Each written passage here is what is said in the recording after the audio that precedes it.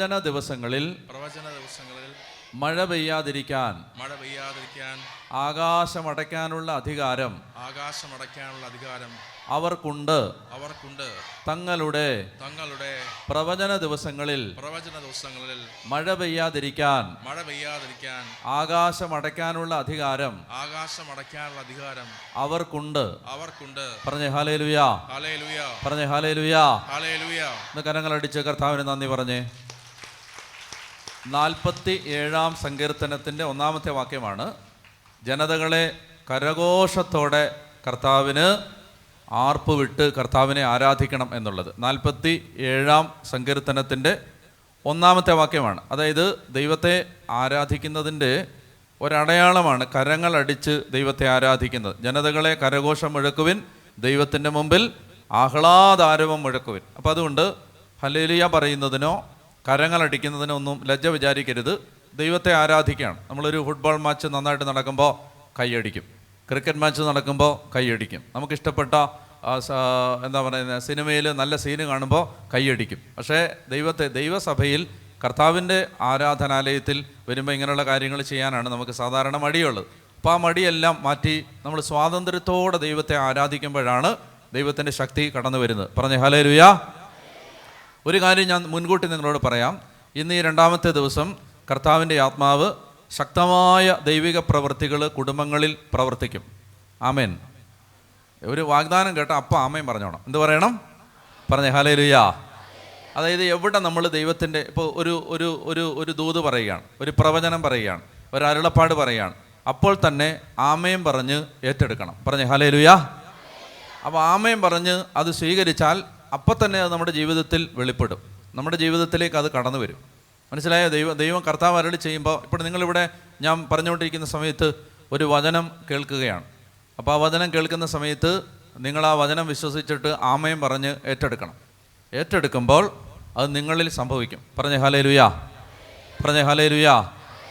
അതായത് നിങ്ങൾക്ക് സേവ്യർ ഖാൻ വട്ടായിലച്ചനെ അറിയാവോ? അറിയില്ലേ? വട്ടായിലച്ചൻ കാര്യറ എന്ന് പറയുന്ന പാലക്കാട് രൂപതയിലെ കാര്യറ എന്ന് പറയുന്ന ഒരു ഇടവകയിൽ ഒരു വികാരിയച്ചനായിട്ട് ഇങ്ങനെ ആരാലും അറിയപ്പെടാതെ ഒരു നാട്ടിൻപുറത്തെ ഒരു കുഗ്രാമത്തിലെ ഒരു വികാരിയച്ചനായിട്ടിരിക്കുന്ന കാലത്ത് നമ്മുടെ ഡിവൈൻ ധ്യാന കേന്ദ്രത്തിലെ കൊച്ചുമാത്യു അച്ഛൻ പാലക്കാട് രൂപതയിൽ ഒരു കൺവെൻഷൻ നടത്തുകയാണ്. അപ്പോൾ ആ കൺവെൻഷൻ്റെ സമയത്ത് അച്ഛനിങ്ങനെ ശുശ്രൂഷയ്ക്കിടയിൽ ഇങ്ങനെ വിളിച്ചു പറഞ്ഞു, അതായത് പാലക്കാട് നിന്ന് ദൈവമായ കർത്താവ് ലോകം മുഴുവനും വേണ്ടി അനുഗ്രഹമാകാൻ വൈദികരെ അഭിഷേകം ചെയ്ത് ഉയർത്തും. കണ്ടോ, ഒരു ദൂതാണ്. പറഞ്ഞേ ഹല്ലേലൂയ. മനസ്സിലായോ? അത് അവിടെ ഇരുന്ന് ആരും തന്നെ ആ ദൂത് സ്വീകരിച്ചില്ല. പറഞ്ഞേ ഹല്ലേലൂയ.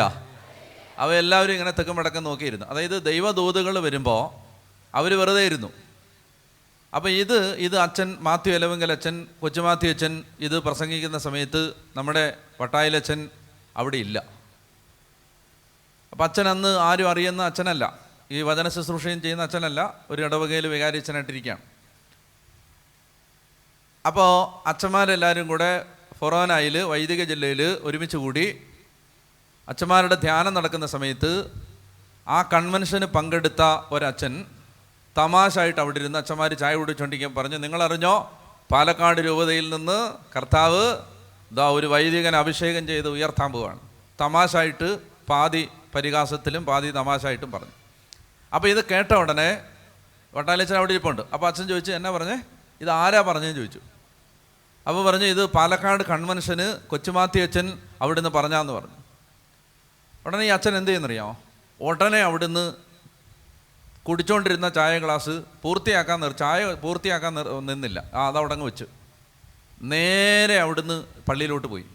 പള്ളിയിൽ പോയി മുട്ടുകുത്തിയിട്ട് പറഞ്ഞു, കർത്താവേ അത് ഞാനായിരിക്കണേ എന്ന് പറഞ്ഞു.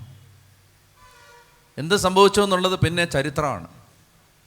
അതായത് പാലക്കാട് രൂപതയിൽ നിന്ന് ഈ പാവപ്പെട്ട അച്ഛനെ ദൈവമായ കർത്താവ് ആഗോള കത്തോലിക്ക സഭയ്ക്ക്, ദൈവസഭയ്ക്ക്, തിരുസഭയ്ക്ക് വലിയൊരു അനുഗ്രഹമാക്കി ജനകോടികളെ സുവിശേഷം അറിയിക്കാൻ അഭിഷേകം ചെയ്ത് ഉയർത്തി.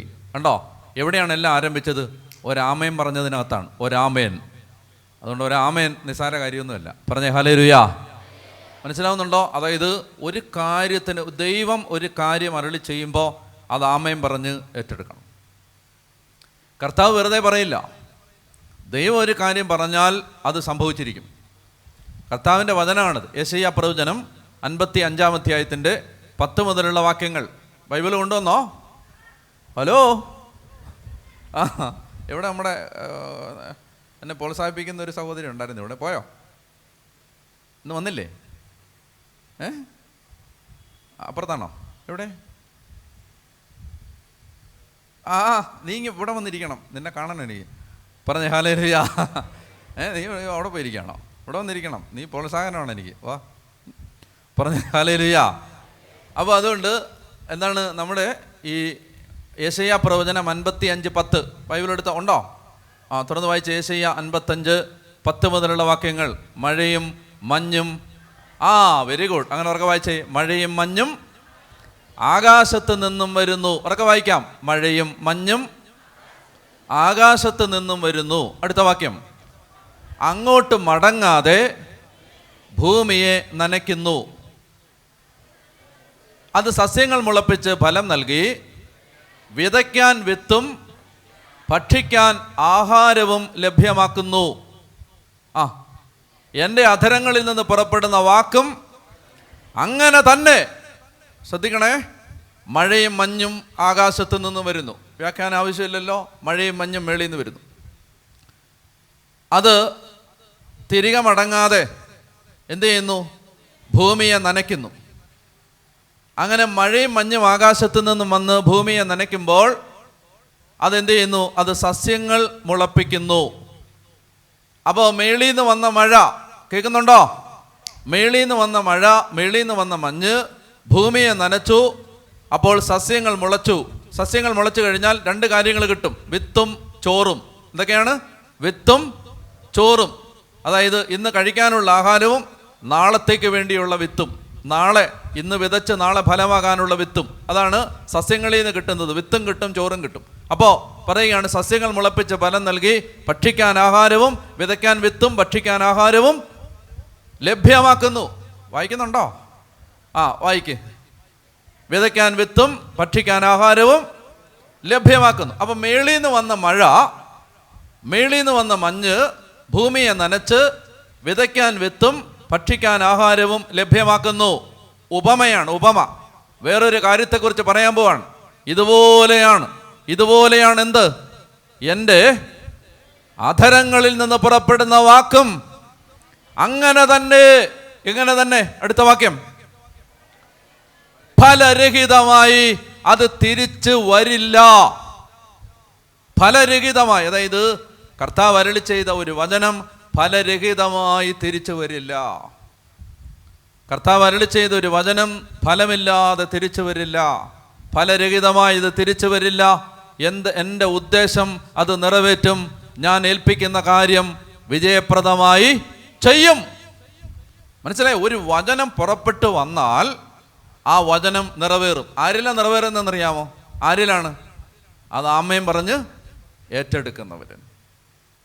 അതുകൊണ്ട് എന്ത് ചെയ്യുന്നറിയാം? ദൈവവചനത്തിന് വേണ്ടി ഹൃദയം തുറന്നിരിക്കണം. അതായത് ദൈവം സംസാരിക്കുകയാണ്, കർത്താവിൻ്റെ ആത്മാവ് ഇടപെടുകയാണ്, അഭിഷേകം വ്യാപരിക്കുകയാണ്, പരിശുദ്ധാത്മാവ് സംസാരിക്കുകയാണ്. അപ്പോൾ ദൈവം സംസാരിക്കുമ്പോൾ നമ്മൾ എന്ത് ചെയ്യുന്നറിയാമോ? വചനത്തെ സ്വീകരിക്കണം. ഹെബ്രായ ലേഖനത്തിൻ്റെ 12-ാം അധ്യായത്തിൽ ദൈവത്തിൻ്റെ വചനം പറയുന്നുണ്ട്. ഹെബ്രായ ലേഖനം എടുക്കാവോ? ഹെബ്രായ ലേഖനത്തിൻ്റെ 12-ാം അധ്യായത്തിൽ ദൈവത്തിൻ്റെ വചനം. ഹെബ്രായ ലേഖനം 12:25 വായിക്കാമോ?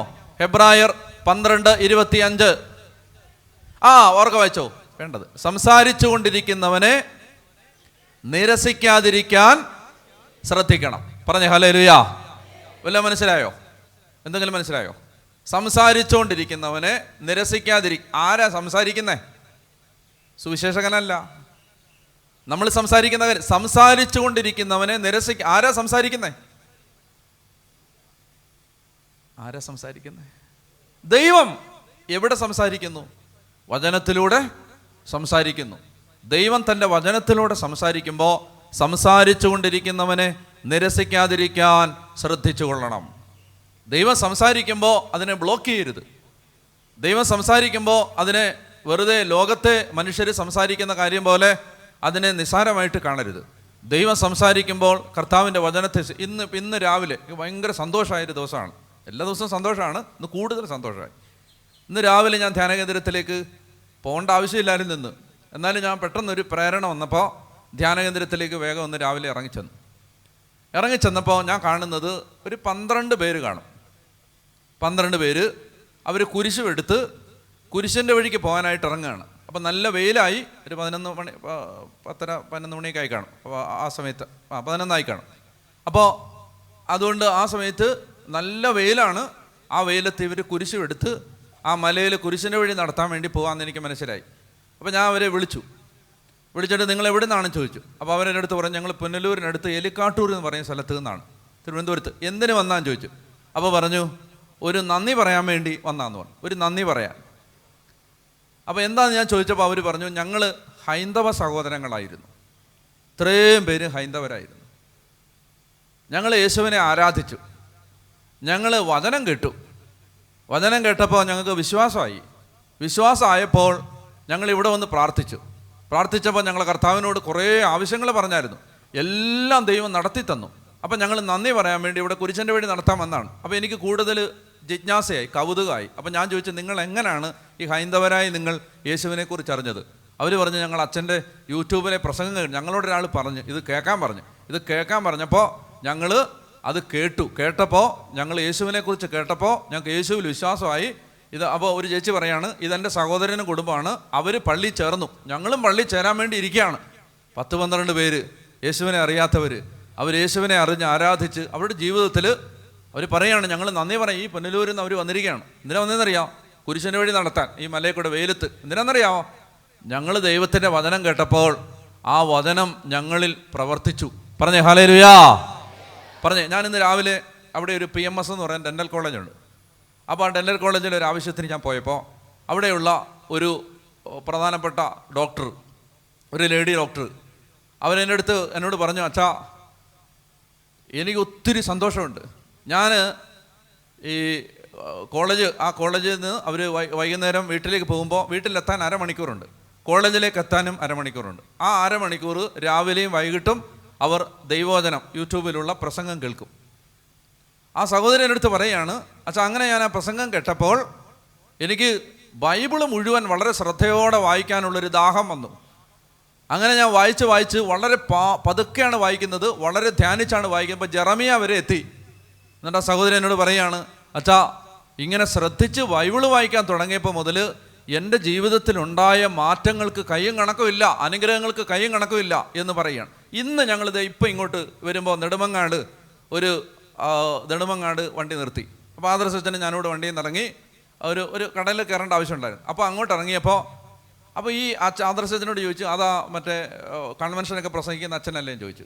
അപ്പോൾ പറഞ്ഞു അതേന്ന് പറഞ്ഞു. ഒന്ന് മിണ്ടാൻ പറ്റുമെന്ന് ചോദിച്ചു. അതിനെന്ത് മിണ്ടാന്ന് പറഞ്ഞു.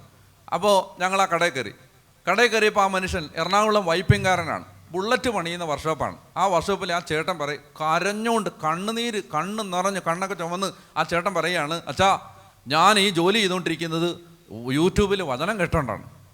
ദൈവവചനം കേട്ട് എൻ്റെ ജീവിതത്തിൽ എന്തൊരു സന്തോഷമാണെന്നറിയോ. വചനം കേട്ട് ദൈവവചനം കേട്ട് അനുഗ്രഹിക്കപ്പെട്ട മക്കൾ എല്ലാ ദിവസവും നമ്മളിത് കാണുന്നതാണ്.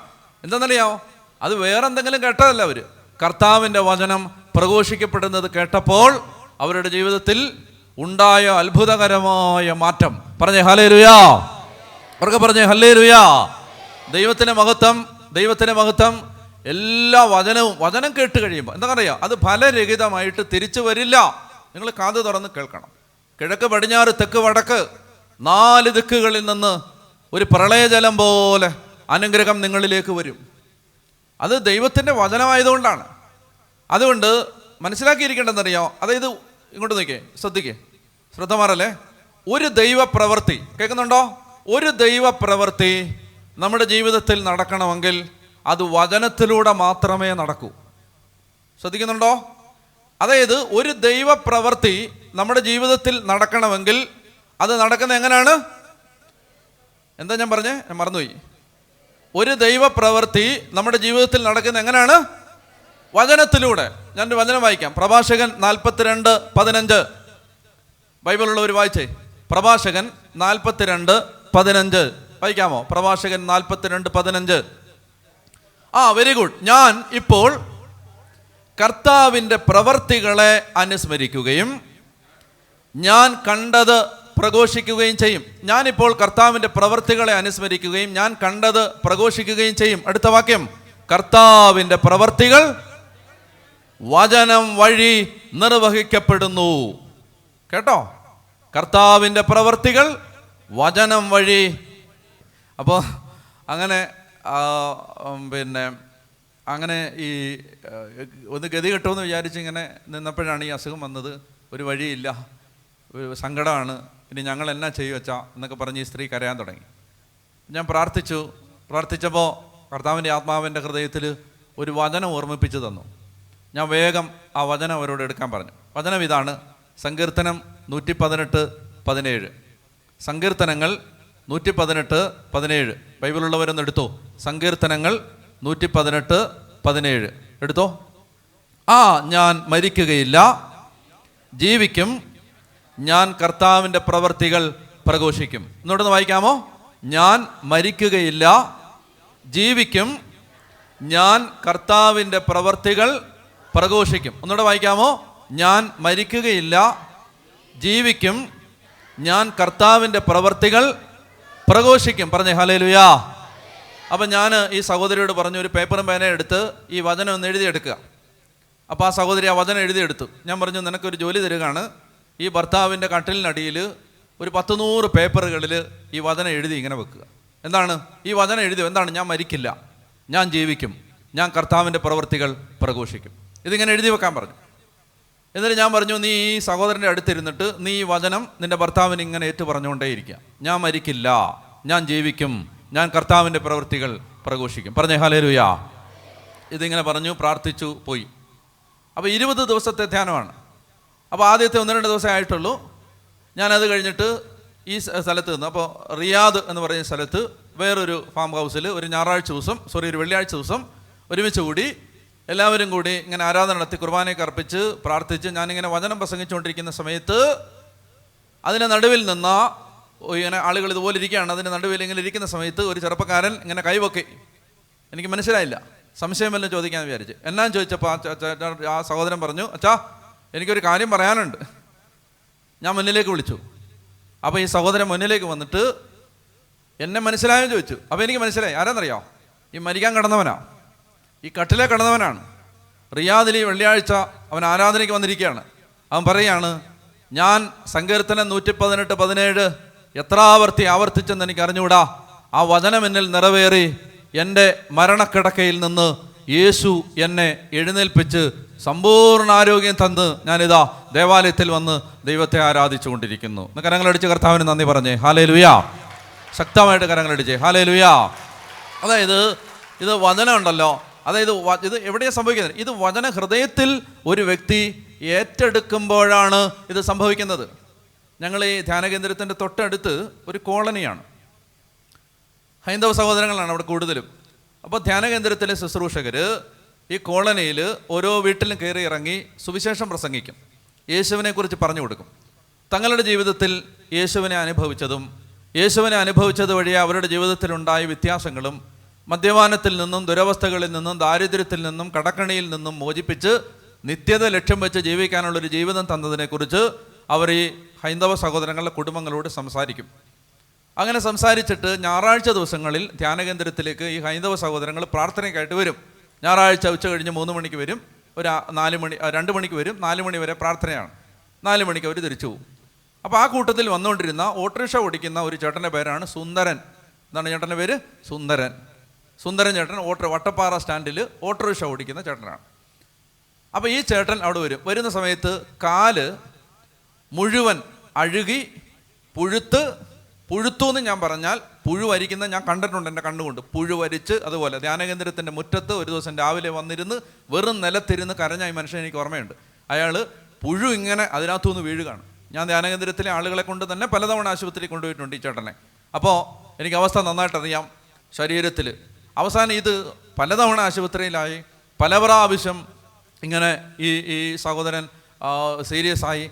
അങ്ങനെ കാല് മുറിച്ച് കളയണ്ട, കാലിലെ ആദ്യം ഈ വിരൽ മുറിക്കേണ്ട കാര്യം പറഞ്ഞു, പിന്നെ കാല് മുറിക്കേണ്ട കാര്യം പറഞ്ഞു. എല്ലാം കഴിഞ്ഞ് ചുരുക്കി പറയാം, മെഡിക്കൽ കോളേജിൽ വളരെ സീരിയസ് ആയിട്ട് അദ്ദേഹത്തെ പ്രവേശിപ്പിച്ചു. അപ്പോൾ ICUവിലാണ്. അങ്ങനെ ഇവർ പറയുന്ന സാധനമൊക്കെ വാങ്ങിച്ചു കൊടുത്തുകൊണ്ടിരിക്കുന്നു. ശരീരത്തിൽ നിന്ന് രക്തം ഇങ്ങനെ പൊയ്ക്കൊണ്ടിരിക്കുകയാണ്. ആന്തരിക അവയവങ്ങളെല്ലാം തന്നെ ഏതാണ്ട് നിശ്ചലമാവുന്ന അവസ്ഥയിലായി. അപ്പം ഞങ്ങൾക്ക് പരിചയമുള്ള ഒരു നേഴ്സ് മെഡിക്കൽ കോളേജിലുണ്ട്. അപ്പോൾ ആ നേഴ്സിനെ വിളിച്ചിട്ട് ഞാൻ പറഞ്ഞു, നമ്മുടെ അയൽപക്കത്തുള്ള ചേട്ടനാണ്, സുന്ദരൻ ചേട്ടൻ, അതുകൊണ്ട് നീ ഒന്ന് പോയി നോക്കിക്കോണം, അവർക്ക് വേറെ ആരുമില്ല, അതുകൊണ്ട് മെഡിക്കൽ കോളേജിലെ അവസ്ഥയാണ്, ആരെങ്കിലും ഉണ്ടായാൽ തന്നെ അവസ്ഥ അറിയാമല്ലോ. അപ്പോൾ അതുകൊണ്ട് ഞാൻ പറഞ്ഞു, നീ ഒന്ന് നോക്കിക്കോണം, ഈ ചേട്ടൻ എന്തെങ്കിലും ആവശ്യമുണ്ട് ചെയ്തു കൊടുക്കണം എന്നൊക്കെ പറഞ്ഞു. അപ്പോൾ ഈ സഹോദരി ആ ICUവിൽ പോയി കണ്ടിട്ട് ഇവിടെ വിളിച്ചിട്ട് പറഞ്ഞു, അച്ഛാ ഒരു പ്രതീക്ഷയും വേണ്ടെന്ന് പറഞ്ഞു. അതായത് ഒരു മുണ്ടോ ഒരു തോർത്തോ വാങ്ങിച്ച് അകത്തോട്ട് കൊടുക്കും.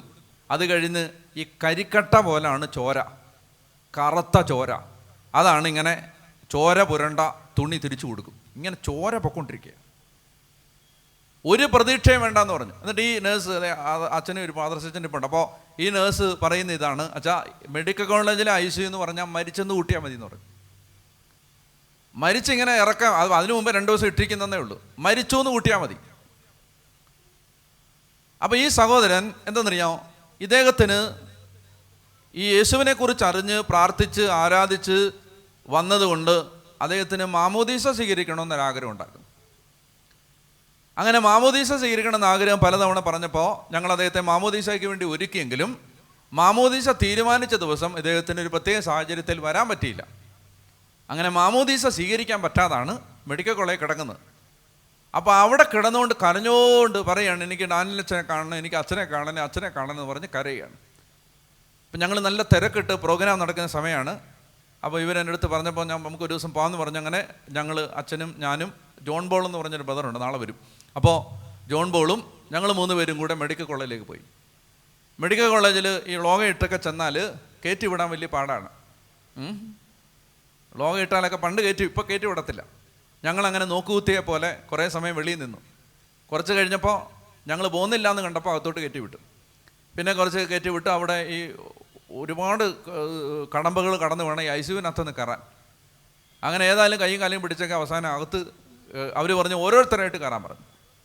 അങ്ങനെയാണ് രോഗികളുടെ സുരക്ഷ ഉറപ്പാക്കാൻ വേണ്ടി അവർ നിയന്ത്രണങ്ങൾ വെക്കുന്നതാണ്, കുറ്റം പറയാൻ പറ്റില്ല. ഏതായാലും ഞങ്ങൾ അകത്ത്, അപ്പം ഞാൻ ആദ്യം കയറി ചെന്നു. സുന്ദരൻ ചേട്ടാ അച്ഛൻ വന്നു എന്ന് പറഞ്ഞിട്ട് കരഞ്ഞു. അപ്പം ഞാൻ തലേക്ക് വിഷമിക്കണ്ട കേട്ടോ, ധൈര്യമായിട്ടിരിക്കുക, കർത്താവ് സഹായിക്കും, പേടിക്കൊന്നും വേണ്ട, ധൈര്യമായിട്ടിരിക്കുക, എല്ലാം ശരിയാവും എന്നൊക്കെ പറഞ്ഞിട്ട് ഞാൻ പ്രാർത്ഥിച്ച് ഇറങ്ങി. അത് കഴിഞ്ഞ് അച്ഛൻ കയറി, അച്ഛൻ പ്രാർത്ഥിച്ചു. ജോൺ ബോൾ കയറി, ജോൺ ബോൾ പ്രാർത്ഥിച്ചു, തിരിച്ചു വന്നു.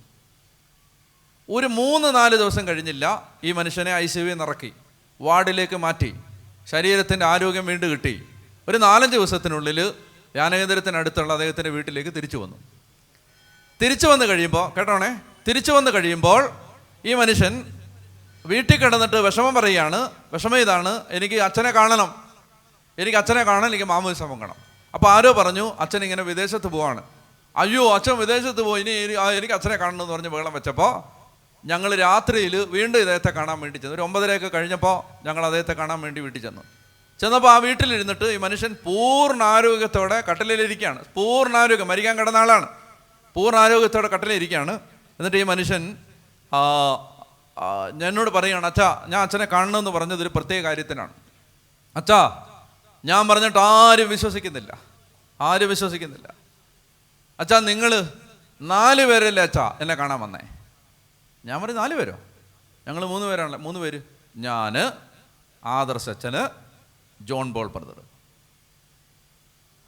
അച്ഛനും അത് തന്നെ പറയാന്ന് പറഞ്ഞിട്ട് കരച്ചിട്ട്, ഞാൻ എൻ്റെ ഭാര്യയോട് എൻ്റെ മക്കളോടൊന്നും പറഞ്ഞിട്ട് അവർ പറയാണ് 3 പേരാണ് ചേട്ടാ വന്നത്. 3 അല്ലല്ല 4 പേരാണ്. ഞാൻ പറഞ്ഞു ചേട്ടാ എന്തായി പറയുന്നത്, ചേട്ടന് ബോധമില്ലാതെ കിടന്നു. ആര് പറഞ്ഞു എനിക്ക് ബോധമില്ലെന്ന്? ഞാൻ ഇപ്പം പറയാമെന്ന് പറഞ്ഞു.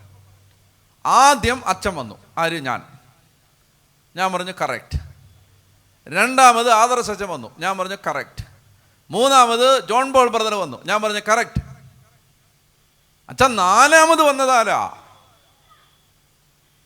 ഞാൻ പറഞ്ഞു 4-മത് ആരും വന്നില്ലല്ലോ.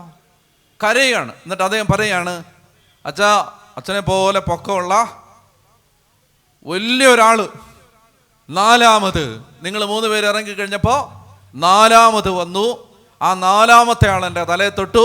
ആ 4-മത്തെ ആൾ തൊട്ടപ്പോൾ ഞാൻ സുഖപ്പെട്ടു. അവൻ നിങ്ങൾ പറയുന്നത് ആരാ തൊട്ടേ?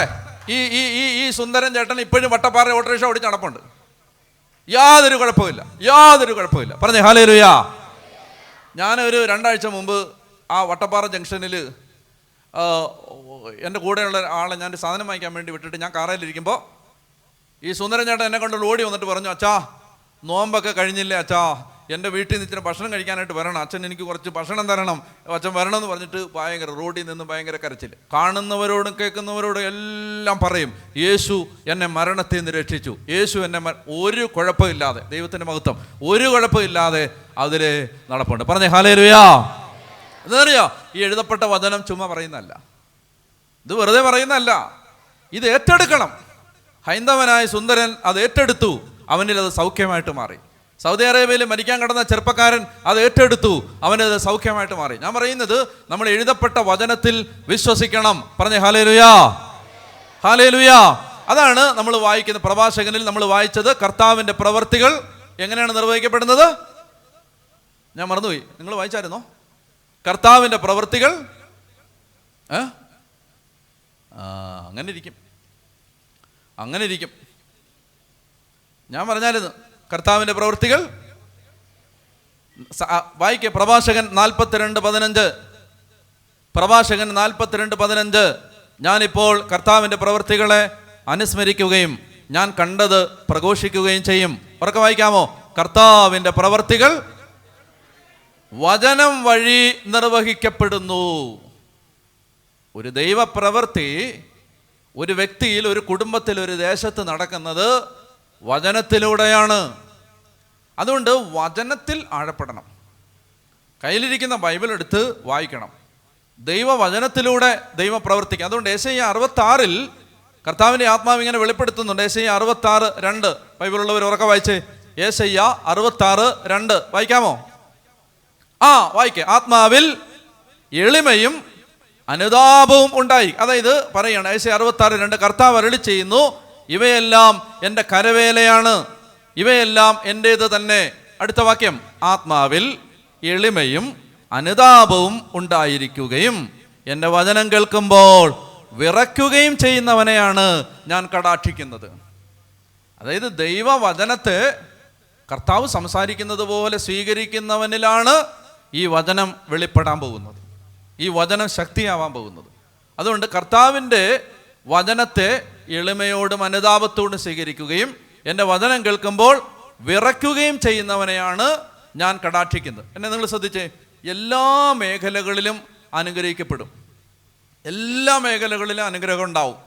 അത് ഈ ലോകത്തിലെ ജീവിതം മാത്രമല്ല, വരാനുള്ള ജീവിതത്തിലും, ഈ ലോക ജീവിതത്തിലും, നിത്യജീവിതത്തിലും ദൈവത്തിൻ്റെ സകല അനുഗ്രഹങ്ങളാലും ഒരു വ്യക്തി നിറയപ്പെടാൻ ദൈവം തന്നിരിക്കുന്ന വഴിയാണ് കർത്താവിൻ്റെ വചനത്തിൽ വിശ്വസിക്കുക. അതുകൊണ്ടാണ് പരിശുദ്ധ അമ്മയെക്കുറിച്ച് പറയുന്നത്, പൂരിപ്പിക്കണം, കർത്താവ് അരുളി ചെയ്ത കാര്യങ്ങൾ ഡാഷ് ഡാഷ് ഡാഷ് നിറവേറുമെന്ന് വിശ്വസിച്ചവൾ ഭാഗ്യവതി. കർത്താവ് അരുളി ചെയ്ത കാര്യങ്ങൾ നിറവേറുമെന്ന് വിശ്വസിച്ചവൾ ഭാഗ്യവതി. നമ്മൾ വിശ്വസിക്കേണ്ടത് ഈ ലോകം പറയുന്ന കാര്യങ്ങളല്ല, ദൈവം നമ്മെക്കുറിച്ച് പറഞ്ഞത് വിശ്വസിക്കണം. പറഞ്ഞേ ഹല്ലേലൂയാ. അതായത് നമ്മുടെ തലയ്ക്ക് മുകളിൽ ഒരു വൈദ്യുത ഫിലമെൻ്റ് എരിഞ്ഞ് കത്തുമ്പോൾ നമ്മൾ ഒരാൾക്ക് നന്ദി പറയണം. അയാളുടെ പേരാണ് തോമസ് ആൽവ എഡിസൺ. കേട്ടിട്ടുണ്ടോ? 20-ാം നൂറ്റാണ്ട് കണ്ട ഏറ്റവും വലിയ ശാസ്ത്രജ്ഞൻ, 1000-ലേറെ കണ്ടുപിടുത്തങ്ങൾ നടത്തിയ ശാസ്ത്രജ്ഞൻ, അമേരിക്കയിലെ ഏറ്റവും വലിയ ബിസിനസ്സുകാരുമായ ആ കാലത്ത് ബിസിനസ്സുകാരിൽ ഒരാൾ, നൊബേൽ സമ്മാന ജേതാവ്, 20-ാം നൂറ്റാണ്ട് കണ്ട ഏറ്റവും ദക്ഷിണാശാലിയായ ശാസ്ത്രജ്ഞൻ. ഈ ശാസ്ത്രജ്ഞൻ അദ്ദേഹം ചെറുപ്പകാലത്ത് ഒരു മന്ദബുദ്ധിയായിരുന്നു. സ്കൂളിൻ്റെ പ്രധാന അധ്യാപകൻ അമ്മയുടെ കയ്യിൽ കൊടുക്കാൻ ഒരു കത്ത് കൊടുത്തു വിട്ടു. എഡിസൻ്റെ അമ്മയുടെ പേര് നാൻസി എന്നായിരുന്നു, നാൻസി എഡിസൺ. പണ്ട് അവരൊരു ടീച്ചറായിരുന്നു. പിന്നീട് അവർ ടീച്ചർ ഉദ്യോഗമൊക്കെ കളഞ്ഞിട്ട് ദാരിദ്ര്യത്തിൽ കഴിയുകയാണ്. വീട്ടിലെ സാഹചര്യങ്ങൾ കാരണം ഇപ്പോൾ ഉദ്യോഗമൊന്നുമില്ല. അപ്പോൾ ദാരിദ്ര്യത്തിൽ കൊച്ചു മാത്രമേ ഉള്ളൂ. അങ്ങനെ ഇവനെയും കൊണ്ട് മാറി മാറി മാറി താമസിച്ച് കടക്കണിയിലും ദാരിദ്ര്യത്തിലും പട്ടിണിയിലും മുഴുപട്ടിണിയിലും കഴിഞ്ഞിരുന്ന കുടുംബത്തിലെ ഈ നാൻസിയുടെ കയ്യിൽ കൊടുക്കാൻ വിദ്യാലയത്തിൽ നിന്ന് പ്രധാനാധ്യാപകൻ ഒരു കത്ത് കൊടുത്തു വിട്ടു. ആ കത്തിനകത്ത് എഴുതിയിരുന്നത് ഇങ്ങനെയാണ്: Nancy, your son is a moron, is an imbecile, is mentally retarded. നിൻ്റെ കുട്ടി ഒരു മന്ദബുദ്ധിയാണ്, ബുദ്ധി വൈകല്യമുള്ള ആളാണ്, സാധാരണ കുട്ടികളിലൂടെ ഇരുത്തി പഠിപ്പിക്കാൻ പറ്റാത്ത ആളാണ്, ബുദ്ധിയില്ല. അതുകൊണ്ട് ഈ കുട്ടിയെ ഈ സ്കൂളിലേക്ക് വിടരുത്, തന്നെ ഇരുത്തി പഠിപ്പിച്ചോ, ഞങ്ങൾക്ക് പറ്റില്ല അവനെ പഠിപ്പിക്കാൻ. Is a moron, mentally retarded, an imbecile. നടുക്കുന്ന ഈ വാർത്ത തോരാത്ത കണ്ണുനീരിൻ്റെ നടുവിലാണ് അമ്മ വായിച്ചു തീർത്തത്, ഈ കത്ത് വായിച്ചത്.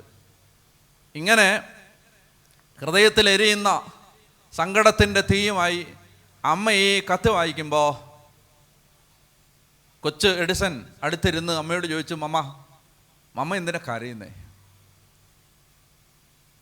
പെട്ടെന്ന് ഈ ഷോക്കിൽ നിന്നുണർന്ന് അമ്മ ഈ കത്തിൻ്റെ ഉള്ളടക്കം മകൻ കാണാതിരിക്കാൻ പാടുപെട്ടു. പറ മമ്മ എന്താ ടീച്ചർ എഴുതിയിരിക്കുന്നതിനെക്കുറിച്ച്? നാൻസി എഡിസൺ കണ്ണുനീരിൻ്റെ നനവ് കൊണ്ട് പടർന്ന അക്ഷരങ്ങൾ, ആ എഴുത്തിനകത്ത് അവരെഴുതാത്ത കാര്യം, ആ എഴുത്ത് ഈ അമ്മ മാറ്റി വായിച്ചു. അതിനകത്ത് എഴുതിയിരിക്കുന്നല്ല വായിച്ചത്. നിങ്ങളുടെ മകനൊരു മന്ദബുദ്ധിയാണ് അതിനകത്ത് എഴുതിയിരിക്കുന്നത്, അതവർ വായിച്ചില്ല. അതിന് പകരം അവരിങ്ങനെ വായിച്ചു. ലിസൺ ടു മീ, ശ്രദ്ധിക്കേ. അവരിങ്ങനെ വായിച്ചു: നാൻസി, നിന്റെ മകൻ എഡിസൺ ഒരു മഹാബുദ്ധിശാലിയാണ്. യുഗസംഗമങ്ങളിൽ മാത്രം സംഭവിക്കുന്ന അത്ഭുത പ്രതിഭാസം, നൂറ്റാണ്ടുകളിൽ ഒന്നിൽ മാത്രം പിറവി കൊള്ളുന്ന ബുദ്ധി രാക്ഷസൻ. സാധാരണ ആവറേജ് മൈൻഡ് സെറ്റുള്ള ആവറേജ് ബുദ്ധിയുള്ള കുട്ടികളുടെ കൂടെ ഇരുത്തി പഠിപ്പിച്ച് ഈ കുട്ടിയെ നീ വഷളാക്കി കളയരുത്, നീ തന്നെ വീട്ടിൽ ഇരുത്തി പഠിപ്പിച്ചോണം. അപാര ബുദ്ധിശാലിയാണ്, ഈ നൂറ്റാണ്ടിൻ്റെ തലവര തിരുത്തി എഴുതാൻ കഴിവുള്ളവനാണ്. അമ്മ അങ്ങനെ വായിച്ചേ. കത്തിനകത്ത് എഴുതിയിരുന്നത് മന്ദബുദ്ധിയാന്നാ, ഇവനെ വിടരുന്ന സ്കൂളിൽ ഞങ്ങൾക്ക് പഠിപ്പിക്കാൻ പറ്റത്തില്ല. അമ്മ വായിച്ചെന്തെന്നറിയാമോ? ഈ നൂറ്റാണ്ടിൻ്റെ ശിരോലിഖിതം തിരുത്തി എഴുതാൻ കഴിവുള്ള മഹാമനീഷി, തന്നെ ഇരുത്തി പഠിപ്പിച്ചോ, വലിയ ബുദ്ധിരാക്ഷസനാവെന്ന് പറഞ്ഞു. അമ്മ ഇത് വായിക്കുമ്പോൾ വിശ്വസിക്കാനാവാത്ത ഈ വാർത്ത വിടർന്ന കണ്ണുകളോടെ വിടർന്ന മുഖത്തോടെ കേട്ട് നിന്നിട്ട് ചോദിച്ചു, സത്യമാണോ ടീച്ചർ അങ്ങനെയാണോ പറഞ്ഞേ? സത്യമാണോ മോനെ എന്ന് പറഞ്ഞു. അതുകൊണ്ട് ഒരു സ്കൂളിലേക്കും വിട്ട് നിന്റെ ബുദ്ധിയെ ഞാൻ ഇല്ലാതാക്കാൻ ഉദ്ദേശിക്കുന്നില്ല, നിന്നെ ഞാൻ വീട്ടിലിരുത്തി പഠിപ്പിച്ച് ഈ നൂറ്റാണ്ടിൻ്റെ തലവര തിരുത്തുന്ന ഒരാളാക്കി മാറ്റും. കത്തിലെഴുതിയിരിക്കുന്നതല്ല, നാൻസി എഡിസൺ പറഞ്ഞത് എഡിസൺ വിശ്വസിച്ചു. കേൾക്കണേ, നാൻസി പറഞ്ഞത് എഡിസൺ വിശ്വസിച്ചു. അങ്ങനെ അമ്മ പറഞ്ഞ വാക്കുകൾ വിശ്വസിച്ച് അയാൾ 20-ാം നൂറ്റാണ്ടിൻ്റെ തലവര തിരുത്തി എഴുതുന്ന ശാസ്ത്രജ്ഞനായി മാറി. ഏറ്റവും വലിയ അറിയപ്പെടുന്ന പ്രതിഭാശാലി, ഏറ്റവും കൂടുതൽ കണ്ടുപിടുത്തങ്ങൾ നടത്തിയ, നമ്മുടെ തലയ്ക്ക് മുകളിൽ ഒരു വെള്ളി വെളിച്ചം ഇങ്ങനെ കത്തി നിൽക്കുമ്പോൾ നമ്മൾ നമ്രശിരസ്കരാവേണ്ട ആ അതുല്യ പ്രതിഭാശാലിക്ക് നാൻസി ഒരു രൂപം കൊടുത്തു. കാലം കഴിഞ്ഞ് ലോകമെമ്പാടും അറിയപ്പെടുന്ന ഈ ശാസ്ത്രജ്ഞൻ്റെ അമ്മ നാൻസി മരിച്ചു. അമ്മയുടെ മരണത്തിന് ശേഷം അമ്മയുടെ മുറിയിൽ അമ്മ ഉപയോഗിച്ച സാധനങ്ങൾക്കിടയിലൂടെ ഇങ്ങനെ പരിധി നടക്കുമ്പോൾ അമ്മ ഉപയോഗിച്ച സാധനങ്ങളൊക്കെ പരിശോധിക്കുന്നതിനിടയിൽ എഡിസൺ സ്കൂളിൽ നിന്ന് പ്രധാനാധ്യാപകൻ അയച്ച ആ പഴയ കത്ത് കണ്ടെടുത്തു. ആ കത്തിനകത്ത് ഇങ്ങനെ എഴുതിയിരുന്നു: Nancy, your son is mentally retarded, imbecile, a moron. അന്നാണ് എഡിസൺ ആ സത്യം തിരിച്ചറിയുന്നത്. സ്കൂളിൽ നിന്ന് എഴുതിയത് ഞാനൊരു മന്ദബുദ്ധിയാണെന്നാണ്, എന്നെ ഈ സ്കൂളിൽ പഠിപ്പിക്കാൻ കൊള്ളത്തില്ലെന്നാണ്. പക്ഷേ എൻ്റെ അമ്മ, എൻ്റെ ജീവിതം അനുഗ്രഹമാകണമെന്ന് ചിന്തിച്ച എൻ്റെ അമ്മ എന്നെക്കുറിച്ച് പറഞ്ഞത് മറ്റൊന്നായിരുന്നു. അതാണ് ഞാൻ വിശ്വസിച്ചത്, അതാണ് എന്നെ ഞാനാക്കി മാറ്റിയത്. കണ്ണുനീരിൻ്റെ നടുവിൽ ഈ കത്ത് വായിച്ചു തീർത്തിട്ട് എഡിസൺ പത്രക്കാരെ വിളിച്ചു കൂട്ടി. പത്രക്കാരുടെ മുമ്പിൽ വിറയാർന്ന കരങ്ങളിൽ ഈ കത്തിങ്ങനെ പിടിച്ച്, വിറയ്ക്കുന്ന കരങ്ങളോട് ഈ കത്ത് പിടിച്ചുകൊണ്ട് പത്രക്കാരോട് എഡിസൺ ഇങ്ങനെ പറഞ്ഞു: നാൻസിയുടെ മകൻ ഒരു മന്ദബുദ്ധിയായിരുന്നു. നാൻസി എഡിസന്റെ മകൻ ഒരു മന്ദബുദ്ധിയായിരുന്നു. പക്ഷെ എൻ്റെ അമ്മ എന്നോട് പറഞ്ഞു, ഈ നൂറ്റാണ്ടിൻ്റെ തലവര തിരുത്തി എഴുതാൻ കഴിവുള്ള മഹാബുദ്ധിശാലിയാണ് ഞാൻ. എൻ്റെ അമ്മ പറഞ്ഞത് ഞാൻ വിശ്വസിച്ചു. അതെൻ്റെ ജീവിതത്തിൻ്റെ തലവര തിരുത്തി. ഈ രാത്രി എനിക്ക് നിങ്ങളോട് ചോദിക്കാനുള്ള ചോദ്യം, നിങ്ങൾ ആര് പറഞ്ഞത് വിശ്വസിക്കും? ലോകം പറഞ്ഞത് വിശ്വസിക്കാനാണ് നിങ്ങൾ ഒരുമ്പെട്ട് നിൽക്കുന്നതെങ്കിൽ നിങ്ങൾ പരാജയത്തിൻ്റെ പടുകുഴികൾ കിടന്ന് ജീവിതം ജീവിച്ചു തീർക്കും.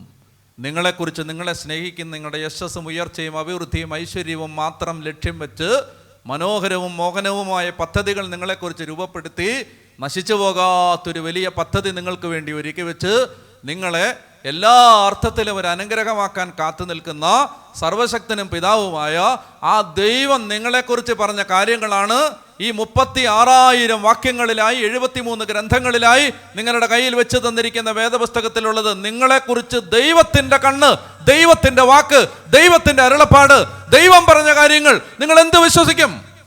പറഞ്ഞേ ഹല്ലേലൂയാ. നിങ്ങൾ എന്ത് വിശ്വസിക്കുമെന്നുള്ളതാണ് നിങ്ങൾ തലവര തിരുത്താൻ പോണത്. മനസ്സിലായോ? അയൽവക്കക്കാർ പറയും നീ നശിവത്തയുള്ളെന്ന്, മാതാപിതാക്കന്മാർ പറയും നീ ഗുണം പിടിക്കത്തില്ലെന്ന്, നാട്ടുകാർ പറയും നിന്നെ നീ രക്ഷപ്പെടത്തില്ലെന്ന്, വീട്ടുകാർ പറയും നിനക്ക് ഗതിയുണ്ടാവത്തില്ലെന്ന്. നീ അത് വിശ്വസിച്ചിരുന്നോ? നീ അത് വിശ്വസിച്ചിരുന്നാൽ നീ അവിടെ ഇരിക്കും. ദൈവം, എൻ്റെ ദൈവം എന്നെക്കുറിച്ച് എന്ത് പറഞ്ഞു? പറഞ്ഞേ ഹല്ലേലൂയാ. ഇത് അറിയണമെങ്കിൽ എന്ത് ചെയ്യണമെന്നറിയാമോ? കർത്താവിൻ്റെ വചനത്തിലേക്ക് നമ്മൾ തിരിയണം. എനിക്ക് പറയാനുള്ളത്, ഈ 3 രാത്രികളിലെ കൺവെൻഷൻ കഴിഞ്ഞ് ഇതെല്ലാം തീരുമ്പോൾ ഭവനങ്ങളിലേക്ക് എടുത്തുകൊണ്ട് പോകാൻ അവശേഷിക്കുന്ന എന്തെന്നറിയാമോ? ഈ വചനവും ഈ വചനം വായിക്കാനുള്ള ദാഹവും. വെറുതെ ഇരുന്ന് ഇങ്ങനെ വീടിനകത്തിരുന്ന് ഇങ്ങനെ വായിച്ചുകൊണ്ടിരുന്നാൽ കുടുംബത്തിനകത്തേക്ക് അനുഗ്രഹത്തിൻ്റെ മഴ ഒഴുകി വരാൻ തുടങ്ങും.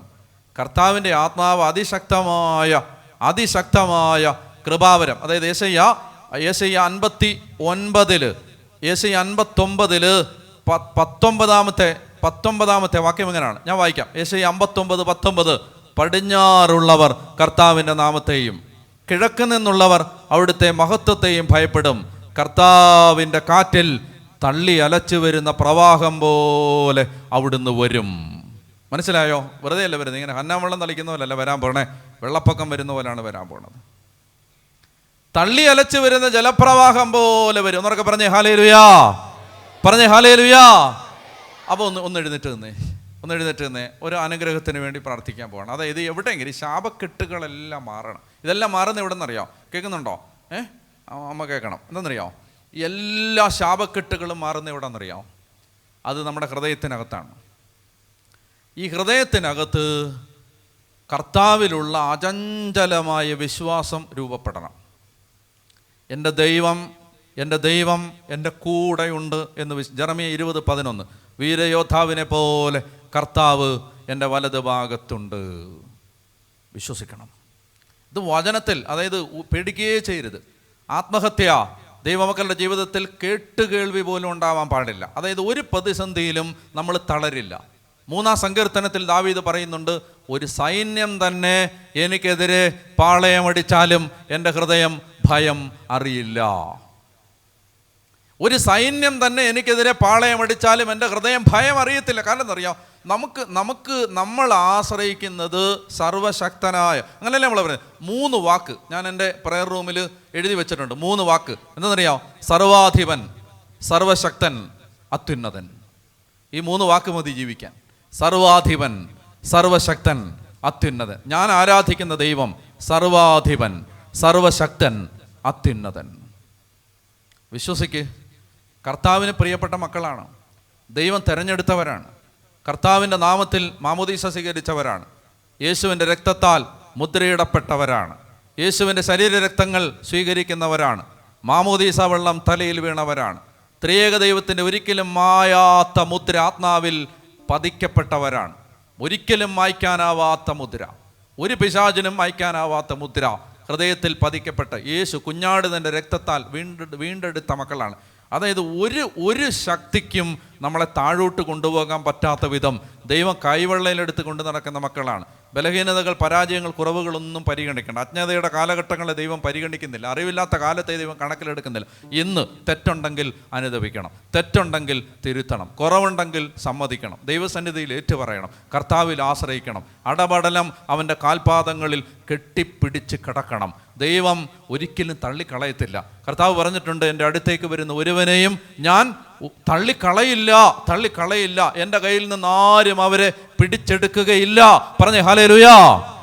അതായത് സർവശക്തനും അത്യുന്നതനും സർവാധിപനുമായ ദൈവം നമ്മുടെ കൂടെയാണ്. അതുകൊണ്ടെന്ന് അറിയാം, ഉറപ്പോടെ വിശ്വസിക്കണം ദൈവമുണ്ട്. അത് 16 സങ്കീർത്തനത്തിൻ്റെ 8-ാമത്തെ വാക്യം എങ്ങനെയാണ്? കർത്താവ് എപ്പോഴും എൻ്റെ കൺമുമ്പിലുണ്ട്, അവിടുന്ന് എൻ്റെ വലതു ഭാഗത്തുള്ളത് കൊണ്ട് ഞാൻ കുലുങ്ങുകയില്ല. കർത്താവ് എപ്പോഴും എൻ്റെ കൺമുമ്പിലുണ്ട്, അവിടുന്ന് എൻ്റെ വലതു ഭാഗത്തുള്ളത് കൊണ്ട് ഞാൻ കുലുങ്ങുകയില്ല. ഒന്നുറക്കെ പറഞ്ഞേ ഹല്ലേലൂയാ. ഒരു 10 പേര് നമ്മുടെ സ്വരം കേൾക്കട്ടെ. ഉറക്കെ പറഞ്ഞേ ഹല്ലേലൂയാ, ഹല്ലേലൂയാ. അതുകൊണ്ട് കണ്ണടച്ചേ നമ്മളത് പാടി ആരാധിക്കാൻ പോവാണ്. കർത്താവിൻ്റെ അനുഗ്രഹം, സർവശക്തൻ്റെ അനുഗ്രഹം നമ്മളിലേക്ക് കടന്നു വരാൻ, എല്ലാ ബന്ധനക്കെട്ടുകളും അഴിയാൻ, പരാജയങ്ങൾ മാറാൻ, ദാരിദ്ര്യം മാറാൻ, ആത്മവിശ്വാസത്തോടെ ജീവിക്കാൻ, സങ്കടങ്ങൾ മാറി കർത്താവിൻ്റെ മുഖത്തേക്ക് നോക്കി പ്രാർത്ഥിച്ച് ദൈവത്തെ ശരണപ്പെട്ട് പ്രിയമക്കളെ അനുഗ്രഹത്തോടെ ജീവിക്കാൻ കർത്താവ് വിളിക്കുകയാണ്. അതായത് ഇപ്പോഴത്തെ നിന്നെ വേദനിപ്പിക്കുന്ന അവസ്ഥ എന്തുമാവട്ടെ, യേശുവിൽ അതിനൊരു പരിഹാരമുണ്ട്, യേശുവിൽ അതിനൊരു മോചനമുണ്ട്, യേശുവിൽ അതിനൊരു വിടുതലുണ്ട്. അതുകൊണ്ട് അത് ഏറ്റെടുക്കുക. ദൈവം ഈ രാത്രിയിൽ അനുഗ്രഹിക്കും. പരിശുദ്ധാത്മാവ് തൊടും. നിങ്ങൾ പ്രതീക്ഷിക്കുന്ന, വിശ്വസിക്കുന്ന, നിങ്ങൾ സ്വപ്നം കാണുന്നതിനപ്പുറത്ത് ദൈവത്തിൻ്റെ ആത്മാവ് നിങ്ങളുടെ കുടുംബങ്ങളിൽ ഇടപെടും. മാറ്റമില്ലാത്ത ദൈവത്തിൻ്റെ വചനമാണ്. കരങ്ങൾ ഉയർത്ത്. ഒരു 10-20 പേര് നിങ്ങളുടെ സ്വരം കേട്ടോട്ടെ.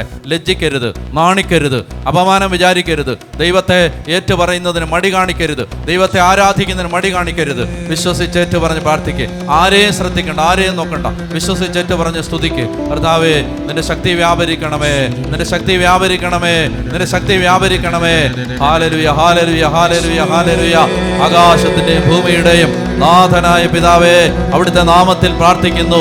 ഈ ജനത്തിന്റെ മേൽ അങ്ങയുടെ കരം ഇപ്പോൾ വെളിപ്പെടണമേ. ഈ ദേശത്തിന്റെ മേൽ അങ്ങയുടെ കരം ഇപ്പോൾ വെളിപ്പെടണമേ. അങ്ങയുടെ കാരുണ്യ ശക്തി ഇപ്പോൾ വ്യാപരിക്കണമേ. അഭിഷേക ശക്തി ഇപ്പോൾ വ്യാപരിക്കണമേ. ദൈവ കരം ഇപ്പോൾ വെളിപ്പെടണമേ. ഉച്ചത്തിൽ വിളിക്കുന്ന ഈശോയേ. ഈ ഇതൊക്കെ ഇന്ന് കുഴപ്പമില്ല. എൻ്റെ എല്ലാം നടുവിൽ നിങ്ങൾ വചനം കേട്ടാൽ മതി. ഒരു ദൈവശക്തി എവിടെ വെളിപ്പെടുമോ അവിടെ ചെറിയ ചെറിയ അസ്വസ്ഥതകളൊക്കെ വരും. അത് നമ്മൾ കാര്യമാക്കണ്ട, നമ്മൾ ശ്രദ്ധിച്ചാൽ മതി. ഇത്തിരി കഴിയുമ്പോൾ അത് പൊക്കോളും. ഇപ്പം നിങ്ങൾ അതൊന്ന് ഓർത്ത് ഈ ചേക്ക് വന്ന് തലയിലും വായിലും ഒക്കെ കയറിയാലും വിഷമിക്കണ്ട. പറഞ്ഞേ ഹല്ലേലൂയാ, പറഞ്ഞേ ഹല്ലേലൂയാ. വലിയ ദൈവകൃപ വരാൻ പോകുന്നുണ്ട്. ചെറിയ ഈച്ചകളൊക്കെ വന്നോട്ട് സാരമില്ല. പറഞ്ഞേ ഹല്ലേലൂയാ, പറഞ്ഞേ ഹല്ലേലൂയാ. അപ്പം നന്നായിട്ട് ശ്രദ്ധിച്ചിരിക്കുക, ഡിസ്ട്രാക്റ്റഡ് ആവരുത്. നന്നായിട്ട് ശ്രദ്ധിച്ച് ദൈവത്തിൻ്റെ വചനത്തിന് വേണ്ടി ഹൃദയം തുറക്കുക. ഈ രാത്രികളെ വളരെ ഗൗരവമായിട്ട് സമീപിക്കുക. ഞാൻ വചനം വായിക്കുകയാണ്. ഈ വചനങ്ങൾ ഞാൻ എൻ്റെ ആത്മാവിൽ കർത്താവ് ഈ ദേശത്തിന് വേണ്ടി പ്രേരിപ്പിക്കുന്ന വചനങ്ങളാണ് ഞാൻ പറയുന്നത്. അപ്പോൾ ഈ വചനങ്ങൾ നിങ്ങൾ ഹൃദയത്തിൽ സ്വീകരിക്കുക, എഴുതിയെടുക്കുക, വായിക്കുക. അപ്പോൾ ആ വചനത്തിലൂടെയാണ് വിടുതൽ വരാൻ പോകുന്നത്. അപ്പോൾ ആ വചനങ്ങളെ ഒന്നും വെറുതെ കളയരുത്, അതിനെ ഒന്നും നിസ്സാരമായിട്ട് കളയരുത്. വളരെ ശ്രദ്ധിച്ച് വചനം കേൾക്കുക, കുറിച്ചെടുക്കുക, വായിക്കുക. അങ്ങനെ മുന്നോട്ട് പോയാൽ ഈ വചനത്തിലൂടെ കർത്താവിൻ്റെ ആത്മാവ് ശക്തമായിട്ട് പ്രവർത്തിക്കും. യെശയ്യാ പ്രവചനത്തിൽ 54-ാമത്തെ അധ്യായത്തിൻ്റെ 2-ാമത്തെ വാക്യം, 2-3 വാക്യങ്ങൾ. യെശയ്യാ 54-ന്റെ 2-3 വാക്യങ്ങൾ വായിക്കാം. നിന്റെ കൂടാരം, കിട്ടിയവർ ഉച്ചത്തിൽ വായിക്കാമോ? കുറച്ചുകൂടെ ഉറക്കെ വായിക്കാൻ പറ്റുന്നവർ കാണും. നിന്റെ കൂടാരം വിസ്തൃതമാക്കുക. അങ്ങനെ വായിച്ചേ. അതിലെ തിരശീലകൾ വിരിക്കുക, കയറുകൾ ആവുന്നത്ര അയച്ച് നീളം കൂട്ടുക, കുറ്റികൾ ഉറപ്പിക്കുകയും ചെയ്യുക. നീ ഇരുവശത്തേക്കും അതിര് ഭേദിച്ച് വ്യാപിക്കും. മതി, ഞാൻ കേട്ടില്ല. ഞാൻ പ്രതീക്ഷിച്ചൊരു സാധനം ഞാൻ കേട്ടില്ല. നീ ഇരുവശത്തേക്കും അതിര് ഭേദിച്ച് വ്യാപിക്കും. ഞാൻ പ്രതീക്ഷിച്ചൊരു സാധനം ഞാൻ കേട്ടില്ല. ആമേൻ. ഇനി പറയണ്ട, ഇനി നീ പറയണ്ട. മനസ്സിലായോ? ഒരു വചനം കർത്താവിൻ്റെ ആത്മാവ് വെളിപ്പെടുത്തിയാൽ അപ്പം ആമേൻ പറഞ്ഞ ആര് സ്വീകരിച്ചാൽ അവർക്ക് കിട്ടും. നീ വായി നോക്കി ഇരുന്ന് അവിടെ ഇരിക്കും. പറഞ്ഞേ ഹല്ലേലൂയാ. മനസ്സിലായോ? വചനം പറയാണ്. യെശയ്യാ 54:2 കർത്താവിൻ്റെ ആത്മാവ് പറയാണ്, നിന്റെ കൂടാരത്തിൻ്റെ അതിരുകൾ വിസ്തൃതമാക്കുക. മനസ്സിലായോ? നിന്റെ കൂടാരത്തിൻ്റെ, അതൊന്ന് ഹൃദയത്തിലേക്ക് പതിയട്ടെ. നിന്റെ കൂടാരത്തിൻ്റെ അതിരുകൾ വിസ്തൃതമാക്കുക. നിന്റെ കൂടാരത്തിൻ്റെ അതിരുകൾ വിസ്തൃതമാക്കുക എന്ന് പറഞ്ഞാൽ ശ്രദ്ധിക്കേണ്ടതെന്നറിയാമോ? അതായത് ദൈവം നമുക്ക് വേണ്ടി വ്യാപിപ്പിച്ച് തന്ന ഒരു അതിർത്തിയുണ്ട്. വ്യാപിപ്പിച്ച് തന്നൊരു അതിർത്തി. മനസ്സിലാക്കേണ്ടത്, ദൈവം നമുക്ക് വേണ്ടി ആർക്കും ദൈവം അതിര് വെച്ചിട്ടില്ല. അതായത് നീ ഇങ്ങനെ കഷ്ടപ്പെട്ട് കിടന്നാൽ മതി, നീ ദാരിദ്ര്യത്തിൽ കിടന്നാൽ മതി, നീ 2 മുറി വീട്ടിൽ കിടന്നാൽ മതി, നിന്റെ മക്കൾ നശിച്ച് കിടന്നാൽ മതി, നിന്റെ കുടുംബം ഈ പട്ടിണി. ദൈവം, ശ്രദ്ധിക്കുന്നുണ്ടോ, ദൈവം ഒരു കുടുംബത്തിനും അതിര് വെച്ചിട്ടില്ല. ഒരു കുടുംബത്തിന് അതിര് വെച്ചിട്ടില്ല. ദൈവം അതിര് വെച്ചിട്ടില്ല എന്ന് മാത്രമല്ല, ദൈവം പറഞ്ഞത് നിന്റെ അതിരുകൾ വിസ്തൃതമാക്കണം എന്നാണ്. നിന്റെ അതിരുകൾ വിസ്തൃതമാക്കണം. നിന്റെ കൂടാരത്തിന്റെ അതിരുകൾ വായിക്കേ, യെശയ്യാ 54:2 വായിക്കേ. നിന്റെ കൂടാരം വിസ്തൃതമാക്കുക. അപ്പൊ ഒന്നാമത്തെ കാര്യം ഇതാണ്, നിന്റെ കൂടാരം. അതായത് ഒരു മൈൻഡ് സെറ്റ് രൂപപ്പെടണം. ഒരു മൈൻഡ് സെറ്റ്, ഒരു ബോധ മണ്ഡലം രൂപപ്പെടണം, ഒരു മനോബോധം രൂപപ്പെടണം. എന്താണെന്നറിയാമോ? അതായത് ഞാൻ ഇങ്ങനെ ഒരു പരിധിയിലും ഒരു പരിമിതിയിലും ഞാൻ വരച്ച ജീവിതത്തിൻ്റെ ചതുര വടിവിനകത്ത് ജീവിക്കാനുള്ള ആളല്ല. ദൈവം എന്നെക്കുറിച്ച് വലിയ പദ്ധതികൾ കണ്ടിട്ടുണ്ട്. ഓരോരുത്തരും അത് വിശ്വസിക്കണം. എൻ്റെ മക്കളെക്കുറിച്ച് ദൈവം വലിയ കാര്യങ്ങൾ കണ്ടിട്ടുണ്ട്. എൻ്റെ കുടുംബത്തെക്കുറിച്ച് ദൈവം വലിയ കാര്യങ്ങൾ കണ്ടിട്ടുണ്ട്. അതിര് വെക്കരുത്, അതിര് വെക്കരുത്. എപ്പോഴും നിങ്ങൾ ശ്രദ്ധിച്ചോണം, നിങ്ങൾ വെക്കുന്ന അതിരാണ് ദൈവം നിങ്ങൾക്ക് വേണ്ടി തരാൻ പോകുന്ന അനുഗ്രഹത്തിൻ്റെ അതിര്. ഞാൻ പറഞ്ഞ മനസ്സിലായോ? നിങ്ങളൊരു അതിര് വെച്ച, ഇപ്പം നിങ്ങൾ ചിന്തിക്കുകയാണ്, എനിക്ക് ഇവിടെ വലിയ കുഴപ്പമൊന്നും ഇല്ലാതെ, ചോരാതെ, ഒരു വീട്ടിൽ കിടന്ന് പട്ടിണിയൊന്നും ഇല്ലാതെ, ഒരു മിനിമത്തിൽ എനിക്കിങ്ങനെ ജീവിക്കണം, പിള്ളേരൊക്കെ കൂലിപ്പണിയൊക്കെ ചെയ്ത് എന്തെങ്കിലുമൊക്കെ ചെയ്ത് ഉണ്ടെങ്കിലുണ്ട് ഇല്ലെങ്കിലില്ല, ഇങ്ങനെയൊക്കെ മതി എന്ന് ചിന്തിച്ചാൽ നിന്റെ അനുഗ്രഹത്തിനുള്ള ദൈവം തരാൻ പോകുന്ന അതിരും അതായിരിക്കും. നീ വെക്കുന്ന അതിരാണ്, നീ വെക്കുന്ന അതിരാണ്. വചനം പറയുന്നുണ്ട്, നിന്റെ വാക്കുകളാൽ നീ നീതീകരിക്കപ്പെടും, നിന്റെ വാക്കുകളാൽ നീ കുറ്റം വിധിക്കപ്പെടും. ഉത്തമനായ മനുഷ്യൻ, മറ്റൊരിടത്ത് സുഭാഷിതങ്ങളിൽ പറയുന്നു, ഉത്തമനായ മനുഷ്യൻ തൻ്റെ വാക്കുകളുടെ സൽഫലം അനുഭവിക്കുന്നു. ഞാൻ യുവതിയുവക്കന്മാർ വരുമ്പോൾ അവരോട് ഞാൻ ആദ്യം പറയുന്നത്, നീ എന്ത് ചിന്തിക്കുന്നോ അതാണ് നീ ആകാൻ പോകുന്നത്. നീ എന്ത് പറയുന്നോ അതാണ് നീ ആകാൻ പോകുന്നത്. നീ എന്ത് വിശ്വസിക്കുന്നോ അതാണ് നീ ആകാൻ പോകുന്നത്. പറഞ്ഞ ഹല്ലേലൂയ. അപ്പൊ ആദ്യം എന്താ പറയുക, ഈ ബോധത്തിനകത്ത് ഒരു അതിര് വെക്കരുത്. സാത്താൻ വെച്ചൊരു അതിരുണ്ട്, ശത്രുക്കൾ വെച്ചൊരു അതിരുണ്ട്, കുടുംബക്കാർ വെച്ചൊരു അതിരുണ്ട്, ഭർത്താവും ഭാര്യയും വെച്ചൊരു അതിരുണ്ട്, മാതാപിതാക്കന്മാർ വെച്ചൊരു അതിരുണ്ട്. ആ അതിര് പൊളിക്കണം. ആദ്യത്തെ ജോലി ആ അതിര് പൊളിക്കണം. എന്നിട്ട് പറയണം, ദൈവം എനിക്ക് വലിയ വലിയ ഒരു അതിരില്ലാത്ത, വലിയ ഒരു അതിർത്തിയില്ലാത്ത ജീവിതം വെച്ചിട്ടുണ്ട്. പറഞ്ഞേ ഹല്ലേലൂയ. ഇത് ഒരു അനുഗ്രഹമായിട്ട് മാറണം. ഒരു ദൈവ വൈതലിൻ്റെ ദൗത്യം എന്തെന്നറിയാമോ? എവിടെയാണെങ്കിലും ഒരു അനുഗ്രഹമായിട്ട് മാറണം. എന്താണ് അനുഗ്രഹമായിട്ട് മാറുക എന്ന് പറഞ്ഞാൽ? വായിക്കേ, ഉൽപ്പത്തി പുസ്തകത്തിൻ്റെ 39 അധ്യായത്തിൻ്റെ 5 വാക്യം. ഉൽപ്പത്തി 39:5 വായിക്കേ. ആ ഈജിപ്തുകാരൻ തനിക്കുള്ള എല്ലാറ്റിൻ്റെയും ചുമതലയും ജോസഫിനെ ഏൽപ്പിച്ച നാൾ മുതൽ, ഒന്നുകൂടെ ഞാൻ പറയാം, ആ ഈജിപ്തുകാരൻ എന്തൊക്കെയാണ്? ആ ഈജിപ്തുകാരൻ വീടിൻ്റെ മേൽനോട്ടവും തനിക്കുള്ള എല്ലാറ്റിൻ്റെയും ചുമതലയും ജോസഫിനെ ഏൽപ്പിച്ച നാൾ മുതൽ, ജോസഫിനെ ഏൽപ്പിച്ച നാൾ മുതൽ ജോസഫിനെ ഓർത്ത് കർത്താവ് അവൻ്റെ വീടിനെ ഇതാണ് അനുഗ്രഹം. ആമേൻ, ഹല്ലേലൂയ. മനസ്സിലായോ? ഇതാണ് അനുഗ്രഹം. എന്തെന്നറിയാമോ? അതായത് ജോസഫിനെ ആരെന്നറിയാം? ഈ ഈജിപ്തുകാരൻ. ആ ഈജിപ്തുകാരൻ്റെ പേരെന്താണ്? ശശിധരൻ, സാംബവൻ, ഗംഗാധരൻ. ഈജിപ്തുകാരൻ്റെ പേരോ? കല്ല് കിട്ടുമോ? നിങ്ങളെ അറിയാനല്ല, എൻ്റെ ചങ്കത്തിടിച്ചിട്ട് എനിക്ക് മരിക്കാനാണ്. പോത്തിഫർ, ആ ഈജിപ്തുകാരൻ്റെ പേരാണ്. ജോസഫ് അടിമയായിട്ട് ജീവിച്ചിരുന്ന ആ വീട്ടിലെ ആ ഈജിപ്തുകാരൻ്റെ പേരാണ് പോത്തിഫർ. എന്താണ്? പോത്തിഫർ. Very good, Potiphar. അപ്പോൾ ആ ഈജിപ്തുകാരൻ തൻ്റെ വീടും തൻ്റെ വീടിൻ്റെ ചുമതലയും തനിക്കുള്ള എല്ലാറ്റിൻ്റെയും ചുമതലയും ജോസഫിനെ ഏൽപ്പിച്ച നാൾ മുതൽ ജോസഫിനെ ഓർത്ത് എന്ന് പറഞ്ഞേ, ജോസഫിനെ ഓർത്ത് പറഞ്ഞേ, ജോസഫിനെ ഓർത്ത്. ആ ജോസഫിൻ്റെ സ്ഥലത്ത് നിങ്ങൾ നിങ്ങളുടെ പേര്, ഞാൻ പറയും ഡാനിയേലിനെ ഓർത്ത്, നിങ്ങൾ നിങ്ങളുടെ പേര് പറയണം. സാലിയെ ഓർത്ത്, സൂസനെ ഓർത്ത്, പിന്നെ തോമസിനെ ഓർത്ത്, ആന്റണിയെ ഓർത്ത്, ജോസഫിനെ ഓർത്ത്, തോമസിനെ ഓർത്ത്, എന്നെ ഓർത്ത്. മനസ്സിലായോ? ജോസഫിനെ ഓർത്ത് ദൈവം അവൻ്റെ വീടിനെ അനുഗ്രഹിച്ചു. നിങ്ങൾ ശ്രദ്ധിക്കുന്നുണ്ടോ? ഒരു യോനാ മതി ഒരു കപ്പല് മുക്കാൻ. പക്ഷേ ഒരു അനുഗ്രഹമുള്ള ദൈവ പൈതൽ മതി ഒരു ദേശത്തെ വീണ്ടെടുക്കാൻ. പറഞ്ഞേ ഹല്ലേലൂയാ. മനസ്സിലായോ? ഒരു യോനാ മതി ഒരു കപ്പല് മുക്കാൻ. ഒരു കപ്പല് മുക്കാൻ. ഒരു പള്ളി നശിപ്പിക്കാൻ ഒരുത്തം മതി. ഒരു നാട് നശിപ്പിക്കാൻ ഒരുത്തം മതി. പക്ഷെ മറുവശം എന്താ? സെയിന്റ് പാട്രിക് എന്ന് പറയുന്ന ഒറ്റ വിശുദ്ധനാണ് അയർലൻഡ് എന്ന് പറയുന്ന ഒരു രാജ്യത്തെ മുഴുവൻ സുവിശേഷത്തിൻ്റെതാക്കി മാറ്റിയത്. അയർലൻഡ് മുഴുവൻ വീണ്ടെടുത്തത് സെയിന്റ് പാട്രിക് എന്ന് പറയുന്ന ഒറ്റയാള്. പറഞ്ഞേ ഹല്ലേലൂയാ.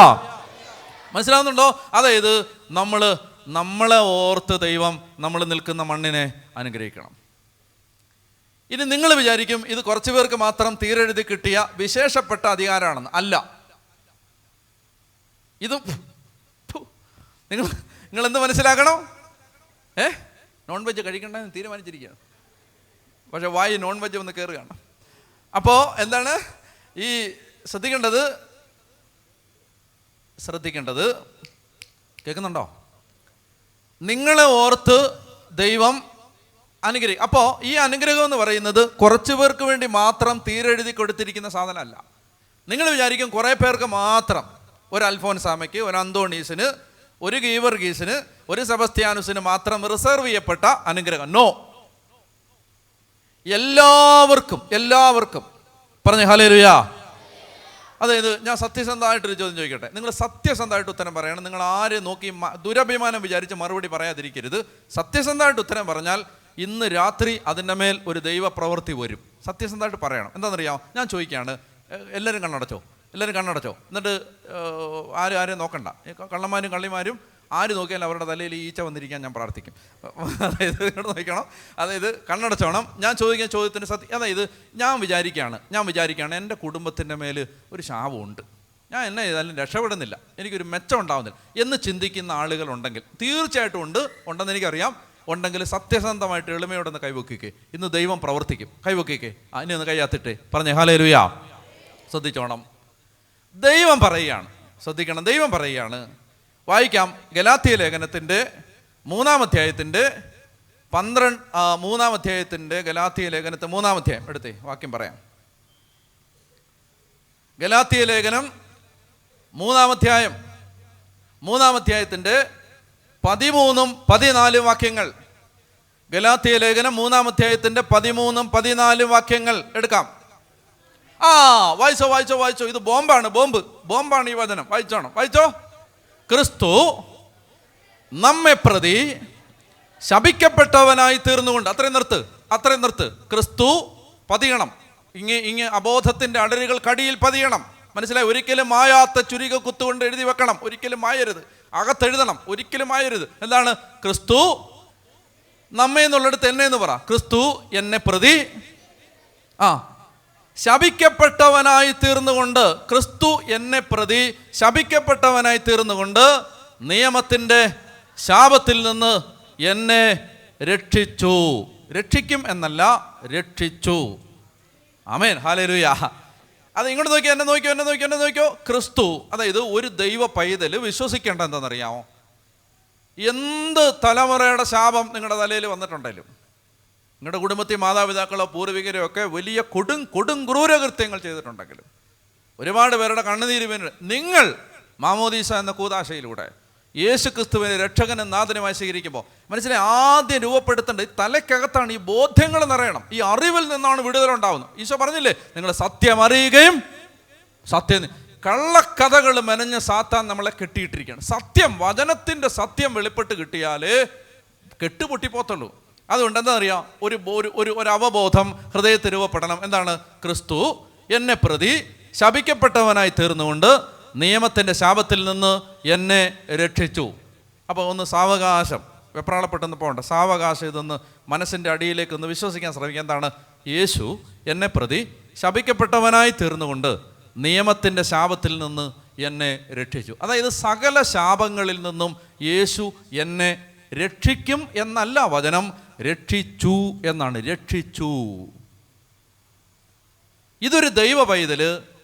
റോമാലേഖനം 10-ാം അധ്യായം 9-ാം വാക്യം വായിക്കേ. റോമർ 10:9. ആകയാൽ ഉറക്കെ വായിച്ചോ, യേശു കർത്താവാണെന്ന് അധരം കൊണ്ട് ഏറ്റു പറയുകയും ദൈവം അവനെ മരിച്ചവരിൽ നിന്ന് ഉയർപ്പിച്ചുവെന്ന് ഹൃദയത്തിൽ വിശ്വസിക്കുകയും ചെയ്താൽ നീ രക്ഷ പ്രാപിക്കും. ഹല്ലേലൂയ. അതായത് വചനം പറയുകയാണ്, എന്താണ്? രക്ഷ പ്രാപിക്കാൻ, അതായത് ഈ അടിമത്തത്തിൻ്റെ ചങ്ങലപ്പൂട്ടുകൾ പൊട്ടിച്ച് പുറത്തു വരാൻ, സകല ബന്ധനങ്ങളും പൊട്ടിച്ച് പുറത്തു വരാൻ, നമ്മളെ ചുറ്റി വരിഞ്ഞിരിക്കുന്ന ആമങ്ങൾ പൊട്ടിച്ച് പുറത്തു വരാൻ ദൈവം വച്ചിരിക്കുന്ന വിസ്ഫോടന ശക്തിയുള്ള ആയുധം പറയുകയാണ്. എന്ത് ചെയ്യണം?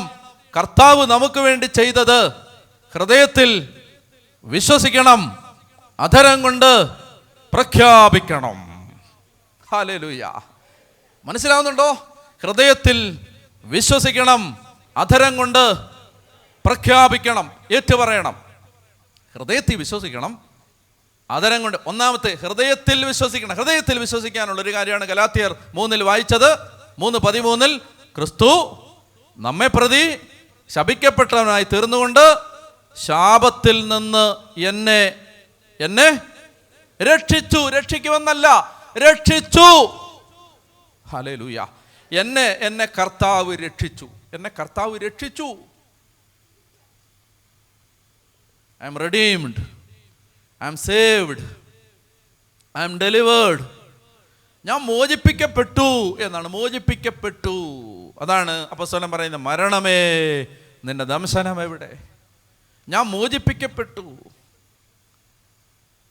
നമുക്ക് ഉറപ്പില്ല, നമുക്കിത് ബോധ്യമില്ല, അകത്ത് ബോധ്യമില്ല. എന്താ ബോധ്യമില്ലാത്തതെന്നറിയാം? നമ്മൾ വചനത്തിൽ ആഴപ്പെടുന്നില്ല. ഒരു കാര്യവും നിങ്ങൾ ചെയ്യണ്ട. നിങ്ങളതിന് ഒരു യൂണിവേഴ്സിറ്റിയിലും പോകണ്ട. ഈ ലോകത്തെ അറിയപ്പെടുന്ന യൂണിവേഴ്സിറ്റികളിലെ ബിരുദം ഇതിന് നിങ്ങൾക്ക് ആവശ്യമില്ല. ഒറ്റ കാര്യം ചെയ്താൽ മതി. നിങ്ങൾ എഴുതപ്പെട്ട വചനത്തിൽ പറഞ്ഞത് വീണ്ടും വീണ്ടും വീണ്ടും വീണ്ടും വീണ്ടും വായിച്ച് ആമേൻ പറഞ്ഞ് ഏറ്റെടുക്കണം. യേശു എന്നെ പ്രതി ശപിക്കപ്പെട്ടവനായി തീർന്നുകൊണ്ട് നിയമത്തിൻ്റെ ശാപത്തിൽ നിന്ന് എന്നെ രക്ഷിച്ചു. എന്ന് കരങ്ങളടിച്ച് കർത്താവിന് നന്ദി പറഞ്ഞേ. വിശ്വസിക്കുന്നോ? ഞങ്ങൾ വിശ്വസിക്കുന്നു പറയണം. വിശ്വസിക്കുന്നോ? എന്താ വിശ്വസിക്കുന്നത്? ക്രിസ്തു എന്നെ പ്രതി എന്തായി തീർന്നു. അത് എന്താ വചനം പറയുന്നതെന്നറിയാമോ? അതായത് നമ്മുടെ തലയ്ക്ക് മേളിൽ, ഇപ്പം നിങ്ങളിങ്ങനെ ചിന്തിക്കുക. ഇപ്പം എൻ്റെ അപ്പനെ നിങ്ങൾക്കറിയാം. എൻ്റെ അപ്പനോ എൻ്റെ വല്യപ്പനോ എൻ്റെ വല്യപ്പൻ്റെ അപ്പനോ എത്ര പൂർവികർ എത്ര പാപം ചെയ്ത് എന്തോരം ശാപങ്ങൾ എൻ്റെ തലയിൽ വന്നിട്ടുണ്ടെങ്കിലും ഞാൻ യേശുക്രിസ്തുവിൻ്റെ സ്വന്തമാകുന്നതോടുകൂടി, ഞാൻ യേശുക്രിസ്തുവിനെ മാമോദീസായിലൂടെ 1980 ഓഗസ്റ്റ് 28, എന്താ പ്രത്യേകം എന്നറിയാമോ? ഞാൻ മാമോദീസ സ്വീകരിച്ച ദിവസമാണ്. 1980 ഓഗസ്റ്റ് 28. അപ്പോൾ ഇനി എൻ്റെ പ്രായം കണക്ക് കൂട്ടിക്കോ. 28 വയസ്സുണ്ട്. പറഞ്ഞ ഹല്ലേലൂയ. മനസ്സിലാവുന്നോ? 1980 ഓഗസ്റ്റ് 28 മേളപ്പള്ളിയിൽ ആൽബർട്ട് വടക്കേമുറിയച്ചൻ എന്നെ മാമോദീസ മുക്കി. ഞാൻ ഓർമ്മ, എനിക്ക് നല്ല മെമ്മറിയാന്നല്ല എൻ്റെ അർത്ഥം, റെക്കോർഡ് നോക്കി കണ്ടുപിടിച്ചാണ്. ആ മാമോദീസ മുങ്ങിയപ്പോൾ എൻ്റെ അപ്പൻ, എൻ്റെ വല്യപ്പൻ, വല്യപ്പൻ്റെ വല്യപ്പൻ, സകല പൂർവികരും എന്തോരം ആഭിചാരം, മന്ത്രവാദം, ക്രൂരത, കൊലപാതകം, സകലമാന എന്തെല്ലാം ചെയ്തിട്ടുണ്ടെന്നല്ല, ചെയ്തിട്ടുണ്ടെങ്കിലും അതിൻ്റെ ഫലമായി എന്തെല്ലാം ശിക്ഷകൾ എൻ്റെ തലയ്ക്ക് മീതെ വന്നിട്ടുണ്ടെങ്കിലും ഞാൻ യേശുക്രിസ്തുവിൻ്റെ സ്വന്തമായതോടുകൂടി യേശു എന്ത് ചെയ്തു? എൻ്റെ ശാപം ഏറ്റെടുത്ത് എന്നെ ഒരനുഗ്രഹമാക്കി മാറ്റി. ഹല്ലേലൂയ. യേശു എന്നെ, ഇതെന്നറിയാം, ഇത് ഹൃദയത്തിൽ വിശ്വസിക്കണം. ഇത് വിശ്വസിക്കാൻ പറ്റണമെങ്കിൽ ഒറ്റ കാര്യമുള്ളൂ, വചനത്തെ ഇങ്ങനെ മുറുകെ പിടിച്ചോണം. കർത്താവ് പറഞ്ഞു, ഞാനതാ പറഞ്ഞത്, നാൻസി എഡിസൺ പറഞ്ഞതാണ് ആര് വിശ്വസിച്ചത്? എഡിസൺ വിശ്വസിച്ചത്. അതുകൊണ്ട് അയാൾ രക്ഷപ്പെട്ടെ. ഈ ലോകം പറഞ്ഞതാണ് അയാൾ വിശ്വസിച്ചതെങ്കിൽ അയാൾ നശിച്ചുപോയനെ, അയാളൊരു മന്ദബുദ്ധിയായിട്ട് അയാൾ മരിച്ചേനെ. ദൈവം പറഞ്ഞത് വിശ്വസിക്കണം. മനസ്സിലാവുന്നുണ്ടോ? ഇപ്പം എൻ്റെ ജീവിതത്തിലോ അച്ഛന്മാരുടെ ജീവിതത്തിലോ ശുശ്രൂഷകളുടെ ജീവിതത്തിലോ നിങ്ങളുടെ ജീവിതത്തിലോ എന്തെങ്കിലും നന്മയുണ്ടെങ്കിൽ, ഒരു ദൈവ പൈതലിന് ദൈവം തരുന്ന അനുഗ്രഹങ്ങൾ എന്തെങ്കിലും ഉണ്ടെങ്കിൽ അത് വിശ്വസിക്കുന്നത് കൊണ്ട് മാത്രം ലഭിച്ചതാണ്. അല്ലാതെ കുടുംബ മഹിമയല്ല, പൈതൃക നന്മയല്ല, ഭാഗതയല്ല, വേറെ ഒന്നുമല്ല. അവനവൻ്റെ ഒരു നന്മയും കൊണ്ടല്ല, കുടുംബത്തിൻ്റെ നന്മ കൊണ്ടല്ല, ഒന്നും കൊണ്ടല്ല, മറിച്ച് കുരിശിൽ ചിന്തപ്പെട്ട രക്തത്തിൻ്റെ വിലമതിക്കാനാവാത്ത യോഗ്യതകളാലാണ് ഒരു വ്യക്തിയുടെ മേൽ അനുഗ്രഹത്തിൻ്റെ മഴ പെയ്യുന്നത്. കുരിശിൻ്റെ യോഗ്യതയാൽ. അതാണ് ഒരു മാനവും മഹത്വവും ദൈവത്തിന് മാത്രമേ ഉള്ളൂ. അഭിമാനിക്കുന്നവൻ കർത്താവിൽ അഭിമാനിക്കട്ടെ, വേറെ ഒരു യോഗ്യതയും കൊണ്ടല്ല. എന്താണ്? എന്ത് യോഗ്യത അല്ലേ? പാട്ടില്ലേ, എന്ത് യോഗ്യത, എനിക്ക് എന്ത് യോഗ്യത? രാത്രിയിലുള്ള നിന്റെ കരുതലിനും രാവിലെയുള്ള നിന്റെ വിശ്വസ്തതയ്ക്കും എന്ത് യോഗ്യത? എന്ത് യോഗ്യത? യേശുവിൻ്റെ നാമമല്ലാതെ ഒരു യോഗ്യതയില്ല. അപ്പൊ യേശുവിന്റെ നാമത്തിലാണ്. അതാണ് ഗലാത്യ. വായിക്കുക, ഗലാത്യ 3:13 വായിക്കുക. ക്രിസ്തു നമ്മെ പ്രതി ശപിക്കപ്പെട്ടവനായി തീർന്നുകൊണ്ട് നിയമത്തിന്റെ ശാപത്തിൽ നിന്ന് നമ്മെ രക്ഷിച്ചു. അടുത്ത വാക്യം, എന്തെന്നാൽ മരത്തിൽ തൂക്കപ്പെടുന്നവൻ ശപിക്കപ്പെട്ടവനാണ് എന്ന് എഴുതിയിരിക്കുന്നു. അതായത് മരത്തിൽ കഴുമരത്തിൽ ആര് തൂക്കപ്പെട്ടാലും, ലേവ്യ പുസ്തകം പറയുന്നുണ്ട്, അവൻ ശപിക്കപ്പെട്ടവനാണ്. മരത്തിൽ തൂക്കപ്പെട്ടവൻ സർവ്വലോകത്തിൻ്റെയും സർവ്വപാപങ്ങൾക്കും പരിഹാരമായി തൻ്റെ കുരിശിൽ കഴുമരമേറ്റെടുത്ത് കാൽവരിയുടെ നെറുകയിലേക്ക് യാത്ര ചെയ്ത് കാൽവരി കുരിശിൽ 3 ആണികളിൽ തൂങ്ങിക്കിടന്ന് അവൻ സകല പാടുപീഡകളും അനുഭവിച്ച് മരിച്ചപ്പോൾ ഈ മരത്തിൽ തൂങ്ങിക്കിടന്നവൻ സർവ്വലോകത്തിൻ്റെയും പാപത്തിന് പരിഹാരമായി തൻ്റെ ജീവിതം സമർപ്പിച്ചത് വഴി ഈ ലോകത്തുള്ള സകല മനുഷ്യൻ്റെയും തലയ്ക്ക് മീതെ വന്നവയുടെ സർവ്വശാപങ്ങളും അവൻ കുരിശിൽ ഏറ്റെടുത്തു. അങ്ങനെ അവൻ കുരിശിൽ ശപിക്കപ്പെട്ടവനെ പോലെ തൂങ്ങിക്കിടന്നത് കൊണ്ട് എല്ലാ ശാപത്തിൽ നിന്നും ഞാൻ രക്ഷപ്പെട്ടു. എനിക്ക് പകരം എൻ്റെ ശാപം യേശു കുരിശിൽ ഏറ്റെടുത്തു. അതാണ് വചനം പറയുന്നത്. ഗലാത്യ 3:13 പറയുന്നത്, എന്നെ പ്രതി ശപിക്കപ്പെട്ടവനായിട്ട് മരത്തിൽ തൂക്കപ്പെടുന്നവൻ ശപിക്കപ്പെട്ടവൻ എന്ന് എഴുതിയിരിക്കുന്നു. അത് എന്തിനാണെന്നറിയാമോ? ഇനി ശ്രദ്ധിക്ക്, ശ്രദ്ധ മാറരുത്. അത് എന്തിനാണെന്നറിയാമോ? അത് നമ്മൾ ശാപമാകാതെ എന്താവാനാണ്. അടുത്ത വാക്യം ഇതെന്തിനായിരുന്നു? അടുത്ത വാക്യം, അബ്രാഹത്തിന് ലഭിച്ച അനുഗ്രഹം യേശുക്രിസ്തു വഴി വിജാതീയരിലേക്കും വ്യാപിക്കേണ്ടതിനും ആത്മാവിൻ്റെ വാഗ്ദാനം വിശ്വാസം വഴി നാം പ്രാപിക്കേണ്ടതിനും വേണ്ടിയായിരുന്നു. ഞാൻ എന്താന്ന് പറഞ്ഞുതരാം, ശ്രദ്ധിച്ചേ, ഇങ്ങോട്ട് നോക്കണേ, ശ്രദ്ധ മാറല്ലേ. യേശു എന്തിനാണ് എന്നെ പ്രതി ശപിക്കപ്പെട്ടവനായി കുരിശിൽ കിടന്നതെന്നറിയാമോ? അപ്പോസ്തലൻ പറയുകയാണ്, അബ്രാഹത്തിന് ലഭിച്ച ഒരു അനുഗ്രഹമുണ്ട്. അബ്രാഹത്തിന് ലഭിച്ച അനുഗ്രഹം യഹൂദന്മാർക്ക് മാത്രം അവകാശപ്പെട്ടതായിരുന്നു.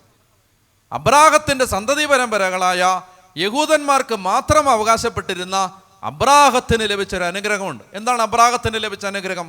അത് വായിക്കും. ഉൽപ്പത്തി 12:1-2-3. ഉൽപ്പത്തി 12:1-2-3 വേഗം വായിക്കുക. ഉൽപ്പത്തി 12:1 മുതൽ. കർത്താവ് അബ്രാഹാമിനോട് അരുളി ചെയ്തു, നിന്റെ ദേശത്തെയും പിതൃഭവനത്തെയും ഞാൻ കാണിച്ചു തരുന്ന നാട്ടിലേക്ക് പോവുക. ഞാൻ നിന്നെ വലിയ ഒരു ജനതയാക്കും. അബ്രാഹത്തിന് ലഭിച്ച അനുഗ്രഹം ഒന്ന്. അബ്രാഹത്തിന് ലഭിച്ച അനുഗ്രഹം ഒന്ന്, ഞാൻ നിന്നെ വലിയ ഒരു ജനതയാക്കും. ശ്രദ്ധിക്ക്. അബ്രാഹത്തിന് ലഭിച്ച അനുഗ്രഹം നമ്പർ 1, ഞാൻ നിന്നെ വലിയ ഒരു ജനതയാക്കും. വലിയൊരു ജനത. മനസ്സിലായോ? അസ്ഥികളുടെ താഴ്വരയിൽ പ്രവചിക്കാൻ എസെക്കിയേലിനോട് പരിശുദ്ധാത്മാവ് ആവശ്യപ്പെട്ടു. അസ്ഥികളുടെ താഴ്വരയിൽ, ജീവനില്ലാത്ത ചേതനയില്ലാത്ത അസ്ഥികൾ നിറഞ്ഞിരിക്കുന്ന താഴ്വരയിൽ ചെന്ന് എസെക്കിയേൽ പ്രവചിച്ചു. കിഴക്ക് പടിഞ്ഞാറ് തെക്ക് വടക്ക് നിന്ന് ദൈവത്തിൻ്റെ ആത്മാവേ, ദൈവത്തിൻ്റെ കാറ്റേ ഈ നിഹതന്മാരുടെ മേൽ വീശുക എന്ന് പറഞ്ഞ് അസ്ഥികളുടെ താഴ്വരയിൽ പോയി എസെക്കിയേൽ പ്രവചിച്ചപ്പോൾ അസ്ഥികൾ ജീവൻ പ്രാപിച്ച് എഴുന്നേറ്റ് നിന്നു. അവിടെ വചനം പറയുന്നു, അവർ വലിയൊരു സൈന്യം പോലെ എഴുന്നേറ്റ് നിന്നു. സൈന്യം പോലെ. നിങ്ങൾക്ക് മനസ്സിലാവുന്നുണ്ടോ? ചത്ത് ചതഞ്ഞ് മരവിച്ച് നിർജീവമായി ഇല്ലായ്മയായി പട്ടുപോയ നിന്റെ കുടുംബത്തെ ദൈവത്തിന്റെ സൈന്യം പോലെ ദൈവം എഴുന്നേൽപ്പിച്ച് നിർത്തും. ഹല്ലേലൂയ. മനസ്സിലായി? ലോകം എഴുതി തള്ളിയ, നാട്ടുകാരെഴുതി തള്ളിയ, കൂട്ടുകാരെഴുതി തള്ളിയ, കുടുംബക്കാരെഴുതി തള്ളിയ നിന്റെ ജീവിതത്തെ ദൈവത്തിന്റെ സൈന്യമാക്കി മാറ്റും ദൈവം. മനസ്സിലാവുന്നുണ്ടോ? ഈ വചനത്തിന്റെ കാറ്റടിക്കുമ്പോഴാണത്, വചനമാകുന്ന കാറ്റ് വിശ്വസിക്കുമ്പോഴാണത് ആ ശക്തി ഒഴുകുന്നത്. മനസ്സിലായി? മരിച്ചു കിടക്കാണ്. വല്ലവരും വിചാരിച്ചോ ഇവൻ എഴുന്നേക്കുമെന്ന്? വല്ലവരും വിചാരിച്ചോ? ഇവൻ്റെ കുടുംബക്കാർ വിചാരിച്ചോ ഇവൻ രക്ഷപ്പെടുമെന്ന്? ഇവൻ്റെ നാട്ടുകാർ വിചാരിച്ചോ അവൻ രക്ഷപ്പെടുമെന്ന്? ഇവൻ്റെ വീട്ടുകാർ, ഇവൻ്റെ ഭാര്യ വിചാരിച്ചോ അവൻ രക്ഷപ്പെടുമെന്ന്? ഇവൻ്റെ മക്കളെ വിചാരിച്ചോ അവൻ രക്ഷപ്പെടുമെന്ന്? എല്ലാവരും എഴുതി തള്ളിയവർ. എല്ലാവരും. എനിക്കൊരു 1000-10,000 ഉദാഹരണങ്ങൾ എൻ്റെ തലക്കിടപ്പുണ്ട്. സകല മനുഷ്യരെഴുതി തള്ളിയവർ, ആർക്കും വേണ്ടാത്തവർ, സമൂഹത്തിൽ വിലയില്ലാത്തവർ, എല്ലാവരും തീരെഴുതി കളഞ്ഞു. സമൂഹത്തിൻ്റെ പാർശ്വങ്ങളിലേക്കും വിളിമ്പുകളിലേക്കും വരമ്പുകളിലേക്കും നിർദാക്ഷിണ്യം മനുഷ്യർ വലിച്ചെറിഞ്ഞ ഒന്നിനും കൊള്ളാത്ത മനുഷ്യരെ ദൈവം ഒരു സൈന്യം പോലെ എഴുന്നേൽപ്പിച്ചു നിർത്തും. മനസ്സിലാവുന്നുണ്ടോ? അത് അബ്രാഹത്തിന് ലഭിച്ച അനുഗ്രഹമാണ്. ഞാൻ നിന്നെ വലിയൊരു ജനതയാക്കും, ഞാൻ നിന്നെ വലിയൊരു ജനതയാക്കും. വിശ്വസിക്കുന്നുണ്ടോ? ഞങ്ങൾ വിശ്വസിക്കുന്നു പറയണം. മനസ്സിലായോ? നാഴിക 50 തൊട്ടൊന്നും പറയാൻ പറ്റത്തില്ല. ഞങ്ങൾ വിശ്വസിക്കും എന്താ പറയുക? വിശ്വസിക്കുന്നുണ്ടോ? ഞങ്ങൾ വിശ്വസിക്കണം. വിശ്വസിക്കണം, ഇത് വിശ്വസിക്കണം, ഇവിടെ ഇത് വിശ്വസിക്കണം. പക്ഷേ എസെക്കിയേൽ 37 പറയുന്നുണ്ട്, സൈന്യം എടുക്കണ്ട, ഒരു സൈന്യം പോലെ. വീട്ടിൽ പോയിട്ട് വായിച്ചാൽ മതി അല്ലേ? ഒരു സൈന്യം പോലെ എഴുന്നേറ്റ് നിന്നു, ഒരു സൈന്യം പോലെ അസ്ഥിയുടെ താഴ്വരയിൽ ദൈവത്തിൻ്റെ ആത്മാവിൻ്റെ കാറ്റ് വീശിയപ്പോൾ ഒരു സൈന്യം പോലെ എഴുതുന്നുണ്ട്. നിരാശപ്പെട്ട് കിടക്കുന്ന മക്കളെ വചനം നിന്നെ എഴുന്നേൽപ്പിക്കും. 10,000 ജീവിതങ്ങൾ പറഞ്ഞിട്ടുണ്ട്. അച്ഛാ, ദൈവവചനം കൊണ്ട് മാത്രമാണ് ഞങ്ങൾ ഒരു മുഴം കയറിൽ തൂങ്ങിയാടാതെ ഇന്ന് ജീവിച്ചിരിക്കുന്നത്. വചനം ഞങ്ങളെ എഴുന്നേൽപ്പിച്ച് നിർത്തി, വചനം ഞങ്ങളെ ജീവിപ്പിച്ചു, വചനം ഞങ്ങൾക്ക് പ്രത്യാശ തന്നു, വചനം ഞങ്ങളെ വീണ്ടെടുത്തു. പറഞ്ഞേ ഹല്ലേലൂയ. അപ്പോൾ ഉൽപ്പത്തി 12 വായിക്കുന്നത്, ഞാൻ നിന്നെ വലിയ ഒരു ജനതയാക്കും. അതാണ്. അത് വിശ്വസിക്കുന്നുണ്ടോ? ഇപ്പം ഏറ്റെടുത്തോണം ഇതൊക്കെ. അതായത് എൻ്റെ കുടുംബത്തെ ദൈവം വലിയൊരു ജനതയാക്കും. ഞാൻ നിന്നെ വലിയൊരു ജനതയാക്കും. അടുത്തത്, നിന്നെ ഞാൻ അനുഗ്രഹിക്കും. ശ്രദ്ധിക്ക്, എനിക്കത് വിശദീകരിക്കാനുണ്ട്. മടുത്തോ നിങ്ങൾ? മടുത്തോ? ഇല്ല, നിങ്ങൾ മടുക്കേണ്ട ഒരു കാര്യമില്ല. ഞാനല്ലേ നിൽക്കുന്നത്, നിങ്ങൾ ഇരിക്കുകയല്ലേ. മടുക്കേണ്ട യാതൊരു. പിന്നെ എന്തിനാ കോട്ടോ വിടുന്നേ? രാവിലെയൊക്കെ പണിയൊക്കെ ആയിരുന്നു. സാരമില്ല, ഓക്കെ, അങ്ങനെയൊന്നും ഇല്ല, ഞാൻ വെറുതെ പറഞ്ഞു. ഇങ്ങോട്ട് നോക്കിയോ, ഞാൻ നിന്നെ വലിയൊരു ജനതയാക്കും, ഞാൻ നിന്നെ അനുഗ്രഹിക്കും എന്ന് പറഞ്ഞാൽ ശ്രദ്ധിക്കും. എന്താണ് അനുഗ്രഹം എന്നറിയാമോ? പല തലമുണ്ട് അനുഗ്രഹത്തിന്. ഒന്നാമത്തെ കാര്യം, നീ ജീവിച്ചിരിക്കുന്നത് തന്നെ ബാക്കിയുള്ളവർക്കെല്ലാം വലിയൊരു സന്തോഷമായിരിക്കും. അതാണ് അനുഗ്രഹം. നീ ജീവിച്ചിരിക്കുന്നത് തന്നെ എല്ലാവർക്കും വലിയ, അല്ലാതെ വീട്ടുകാർ പറയത്തില്ല, അയ്യോ ഇത് കട്ടിലൊഴിയുന്നില്ല, ഇതിങ്ങനെ കിടക്കുകയാണ് എന്ന് അങ്ങനെ പറയരുത്. അങ്ങനെ പറയിപ്പിക്കുകയും ചെയ്യരുത്. അങ്ങനെ പറയിപ്പിക്കുകയും ചെയ്യരുത്. മനസ്സിലായോ? അതായത് അനുഗ്രഹമാവണം. അനുഗ്രഹം നിങ്ങൾക്കറിയാമോ? അതായത് ഒരു മനുഷ്യൻ, കേട്ടോണേ, ഒരു മനുഷ്യൻ ഒരച്ഛൻ്റെ മുറിയിലിരുന്ന് 9 മണിക്ക് സംസാരിച്ചു, 10 മണിയായി, 11 ആയി, 12 ആയി, 12:30 ആയി, ഇയാൾ പോണില്ല, സംസാരിച്ചുകൊണ്ടിരിക്കുക, വിഷമങ്ങളൊക്കെ പറഞ്ഞുകൊണ്ടിരിക്കുക. അപ്പോൾ ഈ അച്ഛൻ ചോദിച്ചു, അനിയ 12:30 ആയില്ലേ, വീട്ടിൽ പോകണില്ലേ? നീ വീട്ടിൽ പോകണില്ലേ? അപ്പം അയാൾ പറയാണ്, വീട്ടിൽ പോകാൻ പറ്റുന്നില്ല അച്ഛാ, വീട്ടിൽ പോകാൻ പറ്റുന്നില്ല. കാരണം എന്താ? അച്ഛനറിയാമല്ലോ, 2 ദിവസം മുമ്പ് അമ്മ മരിച്ചു. അമ്മയില്ലാത്ത വീട്ടിലേക്ക് ഞാൻ എങ്ങനെ പോവും? അമ്മയില്ലാത്ത വീട്ടിലേക്ക് ഞാൻ എങ്ങനെ പോവും? എന്നിട്ട് ഈ അച്ഛൻ പറയാണ്, ഇയാൾ അമ്മ എന്ന് പറയുന്ന കഥാപാത്രം, കേട്ടോണേ, ഇയാൾ അമ്മ എന്ന് പറയുന്ന കഥാപാത്രം കഴിഞ്ഞ 12 കൊല്ലമായിട്ട് ഈ കട്ടിലെ കിടന്ന് ഈ കണ്ണ് മാത്രമേ അനക്കിയിട്ടുള്ളൂ. ഒരു വ്യാഴവട്ടക്കാലം ഈ സ്ത്രീ വെട്ടിയിട്ടൊരു വാഴപ്പിണ്ടി പോലെ, ഒരു വെജിറ്റബിൾ പോലെ ഈ കട്ടിലെ കിടക്കായിരുന്നു. ആകെ കൂടി അനങ്ങിയ ശരീരത്തിലെ അവയവം ഈ കണ്ണ് മാത്ര. വിശക്കുമ്പോൾ ഇങ്ങനെ കണ്ണൊന്ന് ചിമ്മും, കണ്ണ് നിറഞ്ഞൊഴുകും, അപ്പോൾ ഭക്ഷണം കൊടുക്കും. കഴിഞ്ഞ 12 കൊല്ലം ഈ വീട്ടിൽ അമ്മ ചെയ്ത ഏക പ്രവൃത്തി ഇങ്ങനെ കണ്ണ് ചിമ്മുന്ന മാത്ര. പക്ഷെ ആ അമ്മ മരിച്ചപ്പോൾ ഈ മകൻ പറയുക, അമ്മയില്ലാത്ത വീട്ടിലേക്ക് ഞാൻ എങ്ങനെ കയറി ചെല്ലും? മനസ്സിലാവുന്നുണ്ടോ? ഈ 12 കൊല്ലം മിഴി ചിമ്മി വെറുതെ കിടന്നെങ്കിലും ഈ അമ്മ അനുഗ്രഹമായിരുന്നു. മക്കൾക്കതിനെ വിട്ടുകളയാൻ വയ്യ, കുടുംബത്തിനതിനെ വിട്ടുകളയാൻ വയ്യ. അനുഗ്രഹമാവണം. മനസ്സിലായില്ലേ? അതായത് സക്കറിയ എലിസബത്ത് ദമ്പതികൾ, ഓർമ്മയുണ്ടോ? എവിടാ? മഹാഭാരതം, ഭഗവത്ഗീത, ഖുറാൻ, എവിടെ ഇത് കേട്ടെ? ബൈബിളില്ല. എന്താണ്? സക്കറിയ എലിസബത്ത് ദമ്പതികൾ. ലൂക്കാ സുവിശേഷം ആരംഭിക്കും 1-ാം അധ്യായത്തിൽ ആരംഭിക്കുന്നത് ഈ ചേട്ടൻ്റെയും ചേച്ചിയുടെയും കഥ പറഞ്ഞുകൊണ്ടാ. അവർ വൃദ്ധരായിരുന്നു, എലിസബത്ത് വന്ധ്യയായിരുന്നു, പ്രായം കവിഞ്ഞവരായിരുന്നു. എന്ന് പറഞ്ഞാൽ ഇനി ഒരു കൊച്ചുണ്ടാവാനുള്ള സാധ്യത മെഡിക്കലി ബയോളജിക്കലി ഇല്ല. അങ്ങനെ ഇരിക്കുന്ന സമയത്താണ് പുരോഹിതന്, സക്കറിയ പുരോഹിതനാണ്, പുരോഹിതന് ദേവാലയത്തിൽ ശുശ്രൂഷ ചെയ്യാൻ കുറി വീണു. ദേവാലയത്തിൽ ചെന്നു. വിശുദ്ധ സ്ഥലത്ത് നിന്ന് ധൂപപീഠത്തിന് മുമ്പിൽ നിന്ന് ധൂപാർച്ചന നടത്തിക്കൊണ്ടിരിക്കുമ്പോൾ മഹത്വത്തിൻ്റെ തേജസ്സിൻ്റെ കൂടാരങ്ങളിൽ നിന്ന് ദൈവദൂതൻ ഇറങ്ങി വന്ന്, ഗബ്രിയേൽ മാലാഖ ഇറങ്ങി വന്ന് അരുളപ്പാട് കൊടുത്തു, സക്കറിയ, നിന്റെ ഭാര്യ ഇതാ ഗർഭിണിയാവാൻ പോകുന്നു, അവൾ കൊച്ചനെ പ്രസവിക്കും, അവൻ കർത്താവിന് വഴിയൊരുക്കും, അവൻ ദൈവത്തിൻ്റെ മിശിഹായുടെ മുമ്പേ പോവും. ഇത് പറയുന്ന സമയത്ത് സക്കറിയ പറഞ്ഞു, അയ്യോ എന്നെ കൊണ്ട് ഇതൊന്നും വിശ്വസിക്കാൻ വയ്യേ, വളഞ്ഞ അരിവാള് പോലായി ഞാൻ, ഇനി എനിക്ക് കൊച്ചുണ്ടാവും എന്ന് പറഞ്ഞാൽ എന്നെ കൊണ്ട് നോ ഐ കാൺ ബിലീവ്, എന്നെ കൊണ്ട് പറ്റില്ല എന്ന് ആര് പറഞ്ഞു? അമ്മച്ചിയോട് ചെന്ന് വീട്ടിലങ്ങനെ പറഞ്ഞാൽ അവർ ചിലവ് എടുത്ത് അടിക്കാൻ വരും. ഈ വിവരം വിശേഷം ചെന്ന് പറയാൻ ചെന്നാൽ അതുകൊണ്ട് അയ്യോ ദൂത എന്നെ കൊണ്ട് പറ്റത്തില്ലേ ഇത് വിശ്വസിക്കാനെന്ന് പറഞ്ഞ് സക്കറിയ അവിശ്വാസം കാണിച്ചപ്പോൾ ഗോദരേജിൻ്റെ ഒരു താഴിട്ട് സക്കറിയയുടെ വാ പൂട്ടി താക്കോലും കൊണ്ട് ദൂതനങ്ങ് പോയി. ഞാൻ ഈ നിന്നോട് അരുളി ചെയ്ത കാര്യങ്ങൾ നിറവേറുന്നത് വരെ നീ ക്ലിപ്പിട്ട് ഇരിക്കും, നിന്നെ മിണ്ടാൻ സമ്മതിക്കത്തില്ല. അങ്ങനെ ശ്രദ്ധിക്കണം, ഈ വീട്ടിൽ സക്കറിയ ഇങ്ങനെ ഊമനായിട്ടിരിക്കുകയാണ്.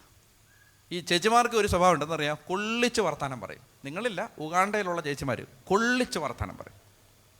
മനസ്സിലായോ? അപ്പോൾ ചേട്ടന്മാരുള്ള കാര്യം സ്ട്രൈറ്റ് ആയിട്ടങ്ങ് പറയത്തുണ്ട്. ഈ ചേച്ചിമാരെ എന്താ പറയുക, കൊള്ളിച്ച് പറയും. പരിശുദ്ധ അമ്മ വീട്ടിലേക്ക് കയറി വന്നപ്പോൾ എലിസബത്ത് കൊള്ളിച്ചൊരു വർത്താനം പറഞ്ഞായിരുന്നു. നിങ്ങൾ കണ്ടിട്ടുണ്ടോ അത്? കർത്താവ് അരുളി ചെയ്ത കാര്യങ്ങൾ നിറവേറുമെന്ന് വിശ്വസിച്ചവൾ ഭാഗ്യവതി. എന്നിട്ട് അങ്ങേരെ ഒരു നോട്ടം. മനസ്സിലായോ? അതാണ് കൊള്ളിച്ച. മനസ്സിലായോ? അങ്ങേരെ വിശ്വസിക്കാതെ ക്ലിപ്പിട്ടിരിക്കുകയാണ്. പിടികിട്ടിയോ?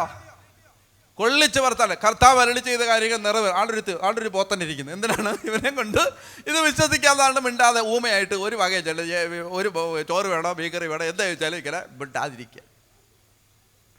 കർത്താവ് അരുളി ചെയ്ത കാര്യങ്ങൾ അപ്പോൾ ഈ വീട്ടിൽ സക്കറിയായ്ക്ക് ഭയങ്കര വിഷമം. എന്താണ് അവിശ്വസിച്ചത്?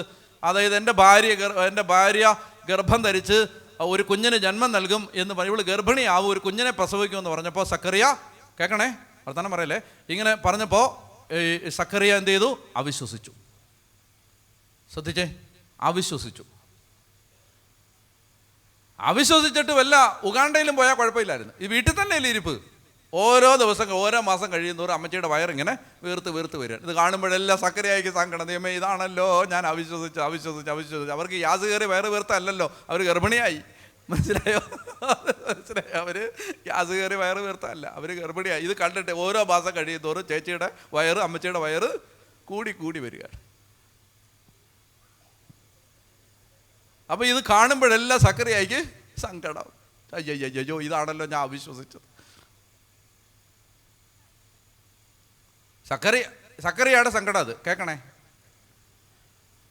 സക്കറിയയുടെ സങ്കടം അത്. എലിസബത്തിൻ്റെ സങ്കടം എന്ന് പറഞ്ഞാൽ ഒന്നാമത് ചേച്ചിമാർക്ക് വയ്യാതാവുന്ന സമയമാണ്, ഈ ഗർഭിണിയായിട്ട് നടക്കുന്ന സമയം. ഇനി കൂനമ്മേ കുരു എന്ന് പറഞ്ഞ പോലെ അതൊരു അമ്മച്ചിയും കൂടെ ആണെങ്കിലോ, മനസ്സിലേ? നല്ല ആരോഗ്യമുള്ള പെണ്ണിനെ കൊണ്ട് വയ്യ, അതൊരാള് വല്യമ്മ. അപ്പോൾ അമ്മച്ചിക്ക് ഒന്നിനും വയ്യാതെ ഇങ്ങനെ വീട്ടിലിരിക്കുക. പോരാത്തതിൽ അങ്ങേരെ നോക്കുമ്പോഴെല്ലാം കലിയും വരിക. ഒരുത്തം വന്ന് വെറുതെ ഇങ്ങനെ കുത്തിപ്പിടിച്ചിരിക്കുകയാണ്, ഒന്നും മിണ്ടത്തുമില്ല. എന്തെങ്കിലും ഒന്ന് പറഞ്ഞാൽ ഒന്നും മറുപടിയും പറയത്തില്ല, ഇങ്ങനെ ഇരിക്കുക. പലക വേണം അങ്ങേർക്ക്, വല്ല ചോറ് വേണം, പലകക്കകത്ത് എഴുതിക്കാൻ. അങ്ങനെ മാനസിക വിഷമങ്ങളിൽ സക്കറിയായും ശാരീരിക വിഷമങ്ങളിൽ എലിസബത്തും വിഷമിച്ചിരുന്ന വീട്ടിലേക്ക് കത്തിച്ചു വെച്ചൊരു വിളക്ക് പോലെ ഒരു പെങ്കൊച്ച് കയറി ചെന്നു. നിങ്ങൾ ബൈബിള് വായിച്ചു നോക്ക്. ഇനി ഈ വീട്ടിൽ എന്താ കേൾക്കുന്നറിയാമോ? അവൾ കാലുകുത്തിയ ഉടനെ മറിയത്തിൻ്റെ അഭിവാദനം കേട്ടപ്പോൾ എലിസബത്തിൻ്റെ ഉദരത്തിൽ ശിശു കുതിച്ച് ചാടി. 2 ഹൈ ജമ്പ്, ഒരു ലോങ് ജമ്പ്, ഒരു തലകുത്തി മറിച്ചിൽ, ഒരു ചാട്ടം, ഒരു അടിച്ചപ്പിടിച്ചോ. അതായത് ഇതിനകത്ത് ഭയങ്കര ചാട്ടം. നിങ്ങൾ നോക്കിക്കുക, വല്യമ്മയ്ക്ക് വയ്യാതിരിക്കുന്ന വല്യമ്മ മൊത്തത്തിൽ ചാട്ടം. അതാണ് ഈ അനുഗ്രഹമുള്ള പെണ്ണ് കയറി ചെല്ലണം. മനസ്സിലാ? ഇളകാത്ത വല്യമ്മ ഇളകും, അനങ്ങാത്ത വല്യമ്മ. അതായത് മൊത്തത്തിലൊരു മാറ്റം. കുറച്ച് ദിവസം കഴിയുമ്പോഴേക്ക് സക്കറിയയുടെ നാവ് തുറക്കപ്പെടുന്നു. സക്കറിയ ദൈവത്തെ സ്തുതിക്കുന്നു. ആ നാട്ടിലെല്ലാം ഭയങ്കര സംസാര വിഷയമാവുന്നു. നാട്ടുകാരെല്ലാം സമ്മാനങ്ങളായിട്ട് വരുന്നു. വമ്പൻ മേളയാണ് അവിടെ. മനസ്സിലാവുന്നുണ്ടോ ചേച്ചിമാർ? കേട്ടോണം. ഒരു പെങ്കൊച്ച് ദുഃഖം ഘനീഭവിച്ച് കിടന്നൊരു വീട്ടിലേക്ക് മാനസിക ശാരീരിക വിഷമങ്ങളുടെ മൂർധന്യാവസ്ഥയിൽ ഇങ്ങനെ നട്ടം തിരിഞ്ഞൊരു വീട്ടിലേക്ക് കത്തിച്ചു വെച്ചൊരു വിളക്ക് പോലൊരു പെങ്കൊച്ച് കയറി ചെന്നു. അവൾ കാലുകുത്തിയ നിമിഷം മുതൽ ആ വീടിൻ്റെ താളം മാറി. ഇനി അവനവൻ്റെ വീടെന്ന് ആലോചിച്ച് നോക്കൂ. കയറി വന്ന് കാലുകുത്തിയപ്പോൾ മുതൽ വീടിൻ്റെ താളം പോയി, പോയി, എല്ലാം പോയി. പിന്നെ ആളുകൾ വൈകുന്നേരം 4 മണിയുടെ ട്രെയിൻ എപ്പോഴാന്ന് വരുന്ന ആലോചിച്ചോണ്ടിരിക്കുക, തല വെക്കാൻ പറ്റി. മനസ്സിലാകുന്നുണ്ടോ? അനുഗ്രഹമാവണം. അവർക്ക് പറഞ്ഞേ ഹല്ലേലൂയ. അപ്പൊ അതാണ്, നീ ഒരു അനുഗ്രഹമായിരിക്കും എന്ന് പറഞ്ഞാൽ നിന്റെ സാന്നിധ്യത്തിൽ ആളുകൾ സന്തോഷിക്കും. നീ കാലുകുത്തുമ്പോൾ ജോസഫിനെ ഓർത്ത് പോത്തിഫറിനെ ദൈവം അനുഗ്രഹിക്കും. നീ ഒരു സ്ഥലത്ത് ജോലിക്ക് എന്നാൽ ആ സ്ഥാപനം നിന്നെ ഓർത്ത് ദൈവം വളർത്തും. നീ ഒരു സ്കൂളിൽ ജോലിക്ക് പോയാൽ ആ സ്കൂള് മെച്ചപ്പെടും. 10ാം ക്ലാസ് ഹയർ സെക്കൻഡറി ആവും. പറഞ്ഞേ ഹല്ലേലൂയ. മനസ്സിലായോ? LKG UKG ഹയർ സെക്കൻഡറി ആവും. നീ കാലുകുത്തിയാൽ മതി. നീ ഒരു ദേശത്ത് കാലുകുത്തിയാൽ ആ ദേശത്തിൻ്റെ ബന്ധനങ്ങൾ അഴിയും. അനുഗ്രഹം. അപ്പൊ ഞാൻ നിന്നെ വലിയൊരു ജനതയാക്കും. ഒന്ന്. രണ്ടാമത്തേത്, ഞാൻ നിന്നെ അനുഗ്രഹിക്കും. ഇനി ശ്രദ്ധിച്ചോ, ഒരു കാര്യം കൊണ്ട് എനിക്ക് പറയാനുണ്ട്. അനുഗ്രഹം എന്ന് പറഞ്ഞാൽ ചില ആളുകളുടെ തലയിൽ ഇങ്ങനെ ചിന്തയുണ്ട്. അതായത് പെട്ടെന്ന് കുറച്ച് കാശുണ്ടായി വേഗം കുതിച്ച് ഇങ്ങനെ ഈ ദീപാവലിക്ക് പടക്കം പൊട്ടിക്കുന്ന പോലെ ഇങ്ങനെ മേളിലോട്ട് പൊങ്ങുന്ന സാധനമുണ്ട്. അത് പൊങ്ങുന്ന പോലെ പെട്ടെന്ന് അങ്ങോട്ട് പൊങ്ങിപ്പോയി വളർന്നു, മേളിൽ ചെന്ന് പൊട്ടി താഴോട്ട് പോരുന്നു. 2 കൊല്ലം കൊണ്ട് വേഗം വളർന്നു, 5 കൊല്ലം കൊണ്ട് പിൻഭാഗം ഇടിച്ച് താഴെ വീഴും. ശ്രദ്ധിക്കുന്നുണ്ടോ? ഇതല്ല അനുഗ്രഹം. ശ്രദ്ധിക്ക്. അനുഗ്രഹം എന്ന് പറഞ്ഞാൽ അബ്രാഹത്തിൻ്റെ അനുഗ്രഹം ഇസഹാക്കിലൂടെ, ഇസഹാക്കിൻ്റെ അനുഗ്രഹം യാക്കോബിലൂടെ, യാക്കോബിൻ്റെ അനുഗ്രഹം ജോസഫിലൂടെ. ബൈബിൾ പറയുന്ന അനുഗ്രഹം തലമുറകളിലേക്ക് ഇടമുറിയാതെ ഒഴുകുന്ന അനുഗ്രഹത്തിൻ്റെ പേരാണ്. അപ്പനുണ്ടാക്കിയതെല്ലാം മക്കൾ നശിപ്പിച്ച് പട്ടിണിയിലേക്ക് കൂപ്പുകുത്തുന്നതല്ല. അപ്പൻ അനുഗ്രഹം, മകൻ അനുഗ്രഹം, മകൻ്റെ മകൻ അനുഗ്രഹം, മകൻ്റെ മകൻ്റെ മകൻ അനുഗ്രഹം, ഇങ്ങനെ തലമുറകളിലേക്ക് പടരുന്ന അനുഗ്രഹം. മഴ വന്നാലൊന്നും ഇളകരുത്, അനങ്ങരുത്. ദൈവകൃപ ഇറങ്ങി നിൽക്കുന്ന സമയമാണ്. മനസ്സിലായോ? ഒരു കാര്യത്തിൽ ഇനി ഇവിടെ ഭൂകമ്പ സുനാമി ഉണ്ടായാലും ഇത് ആരാധന തീരുന്നവരെ ഒരെണ്ണം അനങ്ങരുത്. പറഞ്ഞേ ഹല്ലേലൂയ. ഞാൻ ആന്ധ്രയിലെ ഒരു ഗ്രാമത്തിൽ സുവിശേഷം പ്രസംഗിക്കായിരുന്നു. ആന്ധ്രയിൽ ആ ഒരു ഗ്രാമത്തിൽ, ആ ഗ്രാമത്തിൻ്റെ പേര് ഞാൻ മറക്കത്തില്ല, ഗോരഖ് പാലം. മറക്കാത്തതിൻ്റെ കാരണം അവിടെ വെച്ചാണ് ഞങ്ങൾക്ക് കൊറോണ പിടിച്ചത്. പറഞ്ഞേ ഹല്ലേലൂയ. ഗോരഖ് പാലം ആ ഗ്രാമത്തിൽ വെച്ചാണ്. ആ ഗ്രാമത്തിൽ ചെന്നപ്പോൾ അവിടെ കൊറോണ ഉണ്ടായിരുന്നു. അങ്ങനെ ഞങ്ങൾക്കും പിടിച്ചു. ഞങ്ങൾക്കല്ലാതെ ഇവനെല്ലാം പിടിച്ചു, എല്ലാവർക്കും പിടിച്ചു. ഗോരഖ് പാലം ആന്ധ്രയിലെ ഒരു ഗ്രാമമാണ്. ആ ഗ്രാമത്തിൽ ഞങ്ങൾ ഒരു ഗ്രാമത്തിൻ്റെ, അതായത് ഈ ഭാഗത്ത് ഒരു ജാതിക്കാർ, ഈ ഭാഗത്ത് വേറൊരു ജാതിക്കാർ. ഈ 2 ജാതിക്കാരും തമ്മിൽ അങ്ങോട്ടും ഇങ്ങോട്ടും വഴക്കാണ്. അതുകൊണ്ട് 2 പേർക്ക് ഹലോ ഇങ്ങോട്ട് നോക്കിയേ, ചുപ്പരവും. അപ്പോൾ ഈ 2 ജാതിക്കാരും കൂടെ അങ്ങോട്ടും ഇങ്ങോട്ടും വഴക്കാണ്. അതുകൊണ്ട് എന്തറിയാം, ഇവരുടെ കിണറ്റിൽ നിന്ന് അവരെ കൊണ്ട് വെള്ളം കോരിക്കത്തില്ല, അവരുടെ കിണറ്റിൽ നിന്ന് ഇവരെ കൊണ്ട് വെള്ളം കോരിക്കത്തില്ല. വെള്ളം കോരിയാൽ കഴുത്ത് വിട്ടു. അങ്ങനെയാണ് ഗ്രാമങ്ങളുടെ നമ്മൾ ഇവിടെ കാണാത്ത രീതിയാണ് അവിടെയൊക്കെ. അപ്പോൾ ഞങ്ങൾ അവിടെ ചെന്ന് ആ ഗ്രാമത്തിൽ 2 കൂട്ടർക്കും വരാൻ പറ്റുന്ന രീതിയിൽ ഇതിൻ്റെ നടുക്കൊരു തുറസായ സ്ഥലമുണ്ട്. അവിടെ ഞങ്ങൾ ഈ ഒരു ടെൻ്റൊക്കെ കെട്ടി മൈക്കൊക്കെ വെച്ച് ഇതെല്ലാം കൊണ്ടാണ് ഞങ്ങൾ പോണേ. അത് വെച്ചിട്ട് ഞങ്ങൾ സുവിശേഷം പ്രസംഗിക്കാൻ തുടങ്ങി. എനിക്ക് തെലുങ്ക് അറിഞ്ഞുകൂടാ, ഞാൻ ഇംഗ്ലീഷിൽ പ്രസംഗിക്കും. തെലുങ്കൻ ഒരു അച്ഛനുണ്ട്, അച്ഛൻ തെലുങ്കിൽ അത് തർജ്ജമ ചെയ്യും. അങ്ങനെ പ്രസംഗിച്ചുകൊണ്ടിരിക്കുന്ന സമയത്ത് ഞാൻ യേശുക്രിസ്തു, കർത്താവായ യേശുക്രിസ്തുവിനെ, സുവിശേഷമാണല്ലോ, ഇപ്പോൾ യേശുവിൻ്റെ അടിസ്ഥാന പാഠങ്ങൾ, യേശു നമുക്ക് വേണ്ടി കുരിശിൽ മരിച്ചു എന്നിട്ട് പ്രധാനപ്പെട്ട ഭാഗം എത്തിയപ്പോൾ മഴ. എനിക്ക് മനസ്സിലായി, കഷ്ടപ്പെട്ട് ഇവിടെ ആന്ധ്ര വരെ വന്ന് ഇത് പറഞ്ഞ് ഇത് പൂർത്തിയാക്കുന്നതിന് മുമ്പ് മഴ. അപ്പോൾ ആളുകൾ എഴുന്നേക്കാൻ ഞാൻ പറഞ്ഞു, ഒരെണ്ണ അനങ്ങി പോലെന്ന് പറഞ്ഞു, ശരിയാക്കളെന്ന് പറയല്ലാത്തരം. അപ്പോൾ ഇവനുണ്ട് കീബോർഡെല്ലാം നനയുമാണ്, എല്ലാം കീബോർഡ് ഇതെല്ലാം നനയാണ്. ഒരെണ്ണ അനങ്ങല്ലെന്ന് പറഞ്ഞു. അത് നിങ്ങൾ അവിടെ ഇരുന്നു. മഴ, ഗംഭീര മഴ. ആ മഴ നനഞ്ഞ് ആ പാവപ്പെട്ട മക്കൾ അവിടെ ഇരുന്ന് വചനം കേട്ടു. ശക്തമായ മിഷനുണ്ട് നമുക്ക് അവിടെ ഇപ്പം. അനേകം ദൈവമക്കളെ ദൈവം തന്നു. ഒത്തിരിയും പേര് യേശുവിനെ അറിഞ്ഞു. പറഞ്ഞേ ഹല്ലേലൂയ. മനസ്സിലായോ? സാത്താൻ പല കാര്യങ്ങളും അനങ്ങരുത്. സുനാമി വന്നാലും ഇപ്പോൾ പ്രളയം വന്നാലും സാരമില്ല, വചനം കേട്ടുകൊണ്ടിരിക്കുമ്പോഴല്ലേ മരിച്ചേ, ഒരു കുഴപ്പമില്ല. മനസ്സിലായോ? സ്വർഗത്തിലെങ്കിലും പോവില്ല മിനിമം. അല്ലെങ്കിൽ അവിടെ നരകത്തിനകത്ത് കിടന്ന് അവിടെ എണ്ണയ്ക്കകത്തൊക്കെ തിളപ്പിച്ച് പൊരിച്ച് വറുത്ത് തന്തൂരിയാക്കി പിശാച് ഇങ്ങനെ തിന്നുകൊണ്ടിരിക്കും വൈകുന്നേരം നമ്മളെ. ഡാനിയേൽ തന്തൂരി. അപ്പോൾ അതുകൊണ്ട് മര്യാദയ്ക്ക് ഇവിടെ ഇരുന്ന് വചനം കേട്ടോണം. മഴയൊക്കെ വരും, ആണെങ്കിൽ പോകരുത്. കുറച്ച് സമയമേ ഉള്ളൂ, 20 മിനിറ്റോടെ ഉള്ളൂ, കേട്ടോണം. പറഞ്ഞേ ഹല്ലേലൂയ. അപ്പോൾ തലമുറകളിലേക്ക് പടരുന്ന അനുഗ്രഹം, തലമുറകളിലേക്ക് ഒഴുകുന്ന അനുഗ്രഹം, ഇതാണ് അനുഗ്രഹം. അപ്പൊ അബ്രാഹത്തിന് ലഭിച്ച അനുഗ്രഹം: 1, ഞാൻ നിന്നെ വലിയൊരു ജനതയാക്കും. 2, ഞാൻ നിന്നെ അനുഗ്രഹിക്കും. അടുത്ത വാക്യം, നിന്റെ പേര് ഞാൻ മഹത്തമമാക്കും. എന്ന് പറഞ്ഞേ, നിന്റെ പേര് ഞാൻ നിനക്ക് ഞാൻ നല്ല പേര് തരും, നിനക്ക് നല്ല പേര് തരും. മനസ്സിലായോ? അത് മലയാള മനോരമയിൽ അച്ചടിച്ച് പറയണമെന്നൊന്നുമില്ല. പക്ഷെ നീ ജീവിക്കുന്ന ദേശത്ത് എല്ലാവരും പറയും, മരിച്ചിങ്ങനെ ശവപ്പെട്ടി കിടക്കുന്ന സമയത്ത് എല്ലാ മനുഷ്യരും ഒരുപോലെ തലകുലുക്കിയിട്ട് പറയും, നല്ല മനുഷ്യനായിരുന്നു, കൊള്ളാവുന്നൊരപ്പനായിരുന്നു, കുടുംബത്തിന് വേണ്ടി ഒത്തിരി കഷ്ടപ്പെട്ട പാവ ഒരു വല്യമ്മയായിരുന്നു പറയും. നിന്റെ പേര് ഞാൻ മഹത്തമമാക്കും. അടുത്ത വാക്യം, ഞാൻ അങ്ങനെ നീ ഒരു അനുഗ്രഹമായിരിക്കും. പറഞ്ഞേ ഹല്ലേലൂയ. എവിടുന്നാണ് ഉൽപ്പത്തി 12:1 വന്നതെന്നറിയോ? അത് പറയാവുന്നവർക്ക് ഒരു പ്രത്യേക ആശീർവാദം. ഒരു വചനത്തിൽ നിന്നാണ് ഉൽപ്പത്തിയിലോട്ട് വന്നേ. ഗലാത്യർ 3:13 നിന്നാണ്. ഇനി അവിടേക്ക് വാ. ഗലാത്യർ 3:13, ക്രിസ്തു നമ്മെ പ്രതി ശപിക്കപ്പെട്ടവനായി തീർന്നുകൊണ്ട് നിയമത്തിന്റെ ശാപത്തിൽ നിന്ന് നമ്മെ രക്ഷിച്ചു. എന്തെന്നാൽ മരത്തിൽ തൂക്കപ്പെടുന്നവൻ ശപിക്കപ്പെട്ടവനാണെന്ന് എഴുതിയിരിക്കുന്നു. 14, അബ്രാഹത്തിന് ലഭിച്ച അനുഗ്രഹം യേശു ക്രിസ്തു വഴി. കേൾക്കണേ, ഹൃദയം തുറന്ന് കേൾക്കണേ. കേട്ടുകൊണ്ടിരിക്കുമ്പോൾ യേശുവിനെ കുറിച്ച് ശ്രദ്ധിക്കണേ. യേശുവിനെ കുറിച്ച് ഏത് വചനം പറഞ്ഞാലും അതൊരാൾ ഹൃദയം തുറന്ന് കേട്ടുകൊണ്ടിരിക്കുമ്പോൾ അത് അയാളിൽ നിറവേറും. അതാണ് യേശുവിൻ്റെ വചനത്തിൻ്റെ പ്രത്യേകത. യേശുവിൻ്റെ വചനത്തെക്കുറിച്ച് എവിടെ ഒരാൾ പറഞ്ഞാലും അത് കേട്ടുകൊണ്ടിരിക്കുമ്പോൾ അത് അയാളിൽ നിറവേറും. പറഞ്ഞേ ഹല്ലേലൂയ. ഹല്ലേലൂയ. കേട്ടുകൊണ്ടിരിക്കുമ്പോൾ, അയ്യോ സമയമില്ല, അല്ലെങ്കിൽ ഞാൻ ഒത്തിരി കാര്യം കണ്ട് തലേ കിടപ്പുണ്ട്. കേട്ടുകൊണ്ടിരിക്കുമ്പോൾ അത് നടക്കും. ഹൃദയം തുറന്ന് കേട്ടോ. എന്താണ്?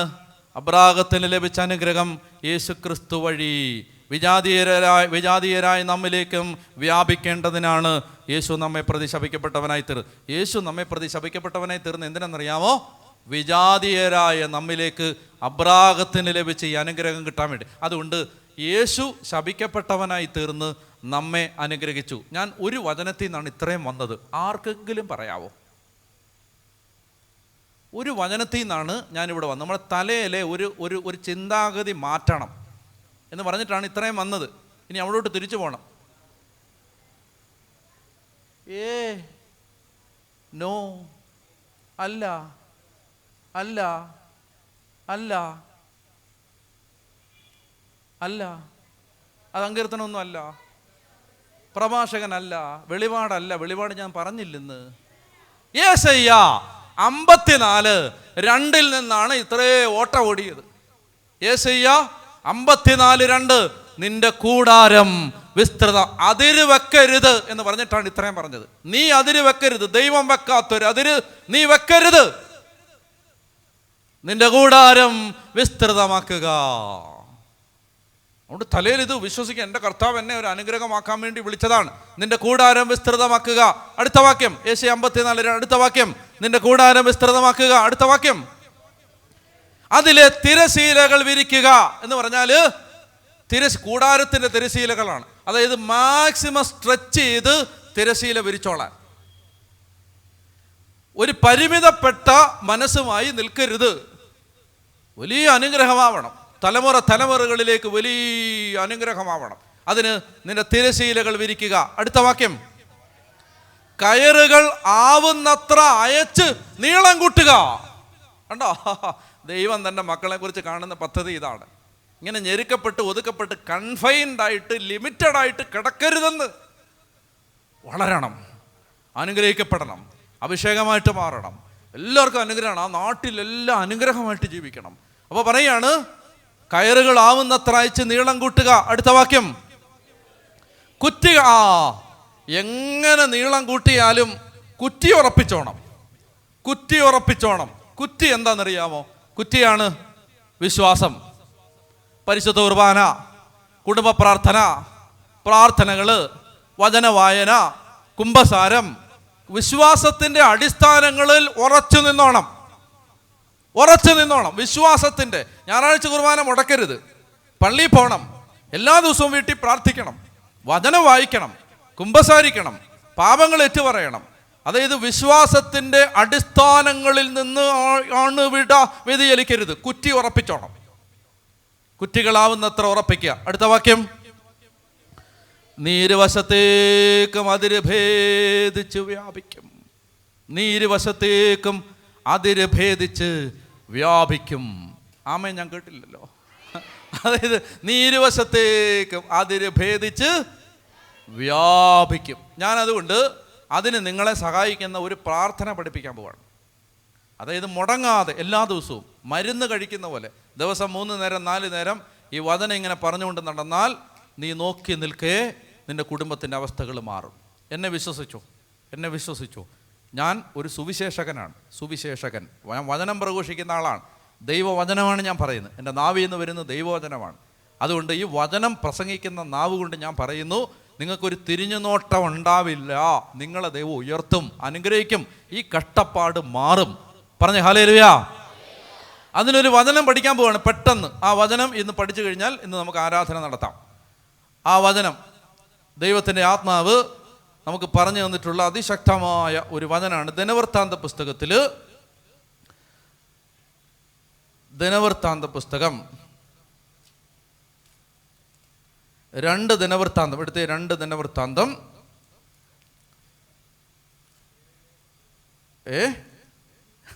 അതല്ല 1 ദിനവൃത്താന്തം എടുത്ത് 1 ദിനവൃത്താന്തം പിന്നെ 4:10. അയ്യാടി, കൊള്ളാമല്ലോ, പിടിക്കുകയാണല്ലോ. ഞാൻ പറഞ്ഞ് കേട്ടതാണ്. എന്നാലും കുഴപ്പമില്ല, ഓർത്തല്ലോ, സന്തോഷം. 1 ദിനവൃത്താന്തം 4:9 മുതലുള്ള വാക്യങ്ങൾ. എനിക്ക് പ്രായം കൂടി വരിക, 29 എനിക്ക് എൻ്റെ മെമ്മറി പോവുക. ഇതൊക്കെ എനിക്ക് നല്ലപോലെ അറിയാവുന്ന വചനങ്ങളാണ്, പക്ഷേ മറന്നു പോവുക. ഇപ്പോൾ എല്ലാം മറന്നു പോവുക. വായിക്ക്. 1 ദിനവൃത്താന്തം 4:9 വായിക്ക്. യാബസ്. അപ്പൊ ചേട്ടൻ്റെ പേരെന്താണ്? യാബസ്. പറ. യാബസ് അവൻ്റെ സഹോദരന്മാരെക്കാൾ ബഹുമാന്യനായിരുന്നു. ഞാൻ അവനെ വേദനയോടെ പ്രസവിച്ചു എന്ന് പറഞ്ഞ് അവൻ്റെ അമ്മ അവനെ യാബസ് എന്ന് വിളിച്ചു. നിങ്ങൾ ഈ പ്രസവിച്ചിട്ടുള്ളവരെല്ലാം വേദനയോടല്ലേ പ്രസവിച്ചേ? അല്ലേ? അതെ. പിന്നെ ഇവൻ്റെ അമ്മയ്ക്ക് മാത്രം എന്നെ എത്ര പ്രത്യേകത. അങ്ങനെയാണെങ്കിൽ ലോകത്തുള്ള എല്ലാ പിള്ളേർക്കും ഇടേണ്ട പേരെന്താണ്? യാബസ്. അപ്പോൾ ഇത് പ്രസവ വേദനയെക്കുറിച്ചല്ല, ലേബർ പെയിൻ അല്ല ഈ പറയുന്നത്. മറിച്ച്, ശ്രദ്ധിക്കുന്നുണ്ടോ? മറിച്ച് ദുഃഖവും കണ്ണീരും രോഗവും വറുതിയും വേവും വേദനയും നിറഞ്ഞ ഒരു വീടായിരുന്നു യാബസിൻ്റെ വീട്. ഈ കുഞ്ഞിനെ ഗർഭത്തിൽ രൂപപ്പെടുത്തി രൂപം കൊണ്ട ആദ്യത്തെ നിമിഷം മുതൽ ഈ അമ്മ വേദനയോടെ ചിന്തിച്ചെൻ്റെ ദൈവമേ, ഈ കണ്ണീരിനകത്തേക്കാണല്ലോ എൻ്റെ ഈ കൊച്ച് വന്ന് പറക്കാൻ പോണത്. ഒരെത്തും പിടിയും കിട്ടാത്ത, രണ്ടറ്റവും കൂട്ടിമുട്ടിക്കാൻ പാടുപെടുന്ന ഒരു വീടിനകത്തേക്കാണല്ലോ ദൈവമേ ഈ കുഞ്ഞ് വന്ന് പിറക്കുന്നതെന്ന് ആ അമ്മ വേദനയോടെ ആധിപൂണ്ടാണ് ഇവനെ ഗർഭത്തിൽ ചുമന്നുകൊണ്ട് നടന്നത്. അവനെ പ്രസവിച്ചിട്ടത് ദുഃഖം കനീഭവിച്ചൊരു വീട്ടിലേക്കാണ്. ഞാൻ അവനെ വേദനയോടെ പ്രസവിച്ചു, വേദനയോടെ ചുമന്നുകൊണ്ട് നടന്നു, വേദനയോടെ ഗർഭം ധരിച്ചു, വേദനയോടെ അവനെ ഗർഭകാലത്ത് ചുമന്നുകൊണ്ട് നടന്നു എന്ന് പറഞ്ഞ് അവൻ്റെ അമ്മ അവനെ യാബസ് എന്ന പേരിൻ്റെ അർത്ഥം വേദന തിന്നുന്നവൻ. എന്താണ് യാബസ് എന്ന പേരിൻ്റെ അർത്ഥം? യാബസ് എന്ന് പറഞ്ഞാൽ കുഴപ്പമില്ല, ആർക്കും അർത്ഥം അറിയത്തില്ല. നമ്മുടെ നാട്ടിൽ മലയാളത്തിൽ നമ്മൾ യാബസ് എന്ന് പറയുമ്പോൾ നമുക്ക് അർത്ഥം അറിഞ്ഞു. അവൻ്റെ നാട്ടിൽ എല്ലാവർക്കും അറിയാം അവൻ്റെ പേരിൻ്റെ അർത്ഥം എന്താണ്? വേദന. സ്കൂളിൽ ചെന്നിട്ട് പേര് വിളിക്കുമ്പോൾ വേദന തിന്നുന്നവൻ പ്രസരിച്ചാർ. അയ്യയ്യേ, നാണക്കേട്. ജീവിതകാലം മുഴുവൻ ഈ പേരിൻ്റെ നാണക്കേട് പേര് യാബസ്, വേദന തിന്നുന്നവൻ. പക്ഷെ തിരുവചനം മാറ്റമില്ലാത്ത ദൈവത്തിൻ്റെ വചനം പറയുന്നു, യാബസ് അവൻ്റെ സ്നേഹിതന്മാരെക്കാൾ ബഹുമാന്യനായിരുന്നു. ശ്രദ്ധിക്കുന്നുണ്ടോ? എന്താണ് അവൻ്റെ ജീവിതത്തെ ബഹുമാന്യതയുള്ളതാക്കി മാറ്റിയത് എന്നറിയാവോ? അവൻ ഇസ്രായേലിൻ്റെ ദൈവത്തോട് ഒരു പ്രാർത്ഥന നടത്തി. ആ പ്രാർത്ഥന പ്രാർത്ഥിച്ചോ, നിന്നെ ദൈവം ബഹുമാന്യനാക്കി മാറ്റും. ആ പ്രാർത്ഥന പ്രാർത്ഥിച്ചോ. എന്താണ് ആ പ്രാർത്ഥന? ആ പ്രാർത്ഥന ഞാൻ പഠിപ്പിക്കാൻ പോവാണ്. ബൈബിൾ കൊണ്ടുവന്നവരും കൊണ്ടുവരാത്തവരും എല്ലാം ഇപ്പം ഇവിടെ വെച്ച് ഈ പ്രാർത്ഥന പഠിച്ചിട്ട് പോകണം. ഇവിടുന്ന് പോകുമ്പോൾ എല്ലാവരും കൊണ്ട് അത് പറയിപ്പിച്ചിട്ട് ഇവിടത്തുള്ളത് എല്ലാവരും കൊണ്ട് ഇത് പഠിക്കാതെ വിട്ടിരുന്നാൽ ശരിയാക്കുള്ള എല്ലാത്തിനും. മനസ്സിലായല്ലോ? ഈ വർത്തമാനം പറയുന്നതിനെല്ലാം ഞാൻ ശരിയാക്കുന്നുണ്ട്. ഇന്ന് പോയി ഇത് കഴിയുമ്പോൾ വേദന തിന്നുന്നവൻ എന്ന് പറയുന്ന യാബസ് നീ ആയിട്ട് മാറും. നീ നല്ല വേദനയും കൊണ്ട് ഇന്ന് വീട്ടിലോട്ട് പോത്ത് അല്ല ഈട്ടി ഞാൻ തരും. ഇപ്പോൾ കേട്ടോണം, ഇന്നിപ്പോൾ പഠിച്ചോണം. പഠിക്കുവോ? എല്ലാം പഠിച്ചോണം. ഇപ്പം എന്താണ് പ്രാർത്ഥന? അവൻ ഇസ്രായേലിൻ്റെ ദൈവത്തോട് പ്രാർത്ഥിച്ചു. എന്താ പ്രാർത്ഥിച്ചേ? പറ. ദൈവമേ, ദൈവമേ, എന്നെ അനുഗ്രഹിച്ച് എൻ്റെ അതിരുകൾ വിസ്തൃതമാക്കണമേ. ഓ, എന്തോ ഒരു പ്രാർത്ഥനയാണ് അത്, എന്തോ ഒരു പ്രാർത്ഥനയാണ്. വേറെ ഈ കപ്പയും കടലയും കാച്ചിലും ഒന്നും ചോദിക്കാതെ ഇത് പ്രാർത്ഥിക്ക്. എന്താ? ദൈവമേ, എന്നെ അനുഗ്രഹിച്ച് എൻ്റെ കുടുംബനാഥ, എൻ്റെ ചേട്ടാ, നീ രാവിലെ എഴുന്നേറ്റ് കിടക്കപ്പായെന്ന് എഴുന്നേറ്റ് നീ മുട്ടുകുത്തി നിൻ്റെ ബെഡ്റൂമിൽ മുട്ടയിൽ നിന്ന് നിൻ്റെ മുഴങ്കാല് മടക്കി നീ ദൈവത്തോട് പറ, ദൈവമേ, എന്നെ അനുഗ്രഹിച്ച് എൻ്റെ അതിരുകൾ വിസ്തൃതമാക്കണമേ. ഇന്ന് മുതൽ നീ തുടങ്ങും, നിൻ്റെ ജന്മം അനുഗ്രഹിക്കപ്പെടും. ദൈവമേ, എന്നെ അനുഗ്രഹിച്ച് എൻ്റെ അതിരുകൾ വിസ്തൃതമാക്കണമേ. ഉറക്കെ പറ.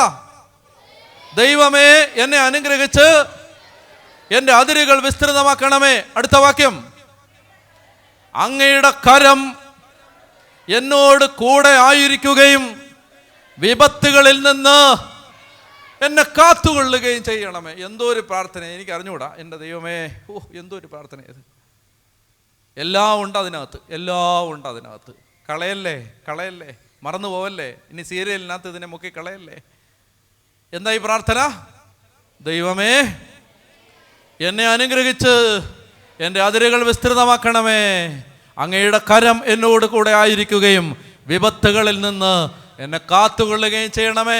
ബൈബിളിൽ ദൈവം പറയുകയാണ്, അവൻ്റെ പ്രാർത്ഥന ദൈവം കേട്ടു. ആ പ്രാർത്ഥന കേട്ടു എന്നാണെങ്കിൽ, യാബസ് പ്രാർത്ഥിച്ചപ്പോൾ അത് കേട്ടെങ്കിൽ നീ പ്രാർത്ഥിച്ചാലും അത് കേൾക്കും. കേട്ടോ? നീ മോളെ പ്രാർത്ഥിച്ചോണം. മനസ്സിലായോ? മറക്കരുത്, പ്രാർത്ഥിച്ചോണം. അതായത് നിന്നെ അനുഗ്രഹിച്ച് അതിരുകൾ പറ പറ പറ. ദൈവമേ, ഞാൻ ചോദിക്കാൻ പോവാ. ദൈവമേ, ഞാൻ പറഞ്ഞു തരത്തില്ല, പറയണം. ദൈവമേ, എന്നെ അനുഗ്രഹിച്ച് എൻ്റെ അതിരുകൾ വിസ്തൃതമാക്കണമേ. ദൈവമേ, എന്നെ അനുഗ്രഹിച്ച് എൻ്റെ അതിരുകൾ പറഞ്ഞേ, തന്നെ പറഞ്ഞേ. ദൈവമേ, എന്നെ അനുഗ്രഹിച്ച് എൻ്റെ അതിരുകൾ വിസ്തൃതമാക്കണമേ. അടുത്ത വാക്യം, അങ്ങയുടെ കരം എന്നോട് കൂടെ ആയിരിക്കുകയും വിപത്തുകളിൽ നിന്ന് എന്നെ കാത്തുകൊള്ളുകയും ചെയ്യണമേ. അങ്ങയുടെ കരം എന്നോട് കൂടെ ആയിരിക്കുകയും വിപത്തുകളിൽ നിന്ന് എന്നെ കാത്തുകൊള്ളുകയും. 4 കാര്യങ്ങളാണ്, 4 കാര്യങ്ങൾ മറക്കരുത്. 4 കാര്യങ്ങൾ. ഒന്നാമത്തെ കാര്യം, എന്നെ എന്ത് ചെയ്യണം? എന്നെ അനുഗ്രഹിക്കണം. ദൈവം എന്നെ, ഞാൻ പട്ടുപോകാൻ ഇടയാവരുത്. കേട്ടോ കുഞ്ഞുമച്ചാ, ഞാൻ പട്ടുപോകാൻ ഇടയാവരുത്.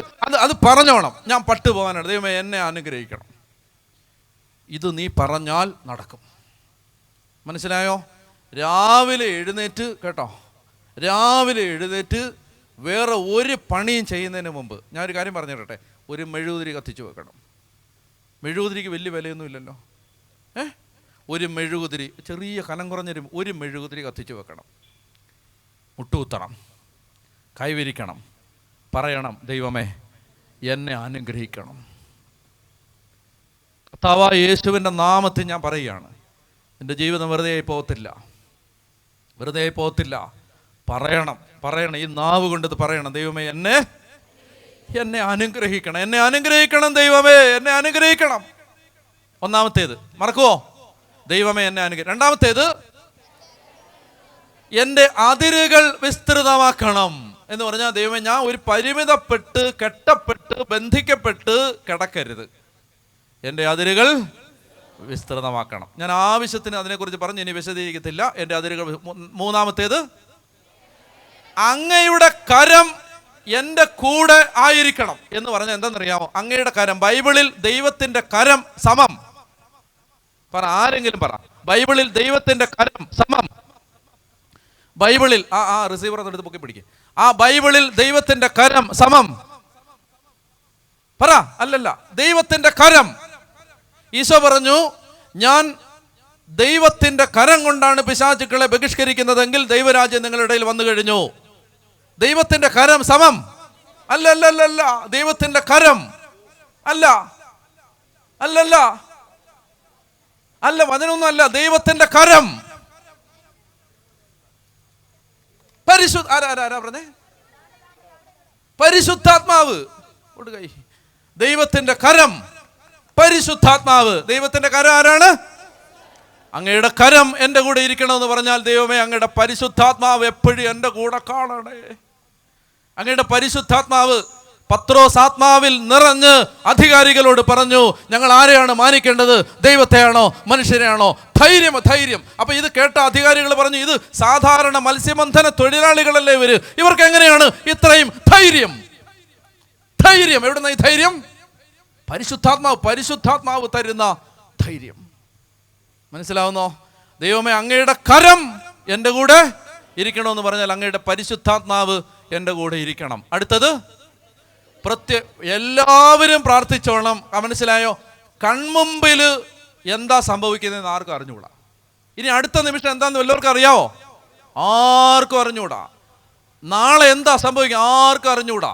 വചനം പറയുന്നുണ്ട്, നിൽക്കുന്നു എന്ന് വിചാരിക്കുന്നവൻ വീഴാതെ സൂക്ഷിച്ചോട്ടെ. ആർക്ക് തൊട്ടടുത്ത നിമിഷം ആർക്ക് എന്ത് സംഭവിക്കും ഒന്നും പ്രവചിക്കാൻ പറ്റാത്ത ഭൂമിയാണിത്. പ്രാർത്ഥിക്കണം, ദൈവമേ ആപത്തൊന്നും വരാതെ കാത്തോണേ. ഇത് പറയണം, മനസ്സിലാവും? പറയണം, വെറുതെ ഇങ്ങനെ നടക്കരുത്. പറയണം 4 കാര്യങ്ങൾ. മനസ്സിലായോ? 4 കാര്യങ്ങൾ. ഇത് അത് അസാധാരണ മുത്താണിത്. പവിഴമാണ്, പണ്ടങ്ങളാണ്. ഇത് മുത്താണ്. ഇത് ആഴത്തിൽ കിടക്കുന്ന മുത്താണ്. ഇത് കളയരുത്. ഇത് വചനം കളയരുത്. മരണം വരെ പ്രാർത്ഥിച്ചോണം കേട്ടോ. പൊക്കി കൊണ്ടുപോകും കർത്താവ്. മനസ്സിലായോ? അനുഗ്രഹമായിരിക്കും. പിള്ളേർ പറയും, നീ മരിക്കാൻ കിടക്കുന്ന സമയത്ത് ഒരു 10-100 കൊല്ലം നീ ജീവിച്ചോ, എന്നിട്ട് നീ മരിക്കാൻ ശവപ്പെട്ടി കിടക്കുമ്പോൾ പിള്ളേർ പറയും, എൻ്റെ അമ്മ അനുഗ്രഹമായിരുന്നു. അനുഗ്രഹം പറഞ്ഞേ ഹല്ലേലൂയ. മനസ്സിലായോ? രക്ഷപ്പെടും. അതുകൊണ്ട് പ്രാർത്ഥിച്ചേ, ദൈവമേ പറ, ദൈവമേ എന്നെ അനുഗ്രഹിച്ച് എൻ്റെ അതിരുകൾ വിസ്തൃതമാക്കണമേ.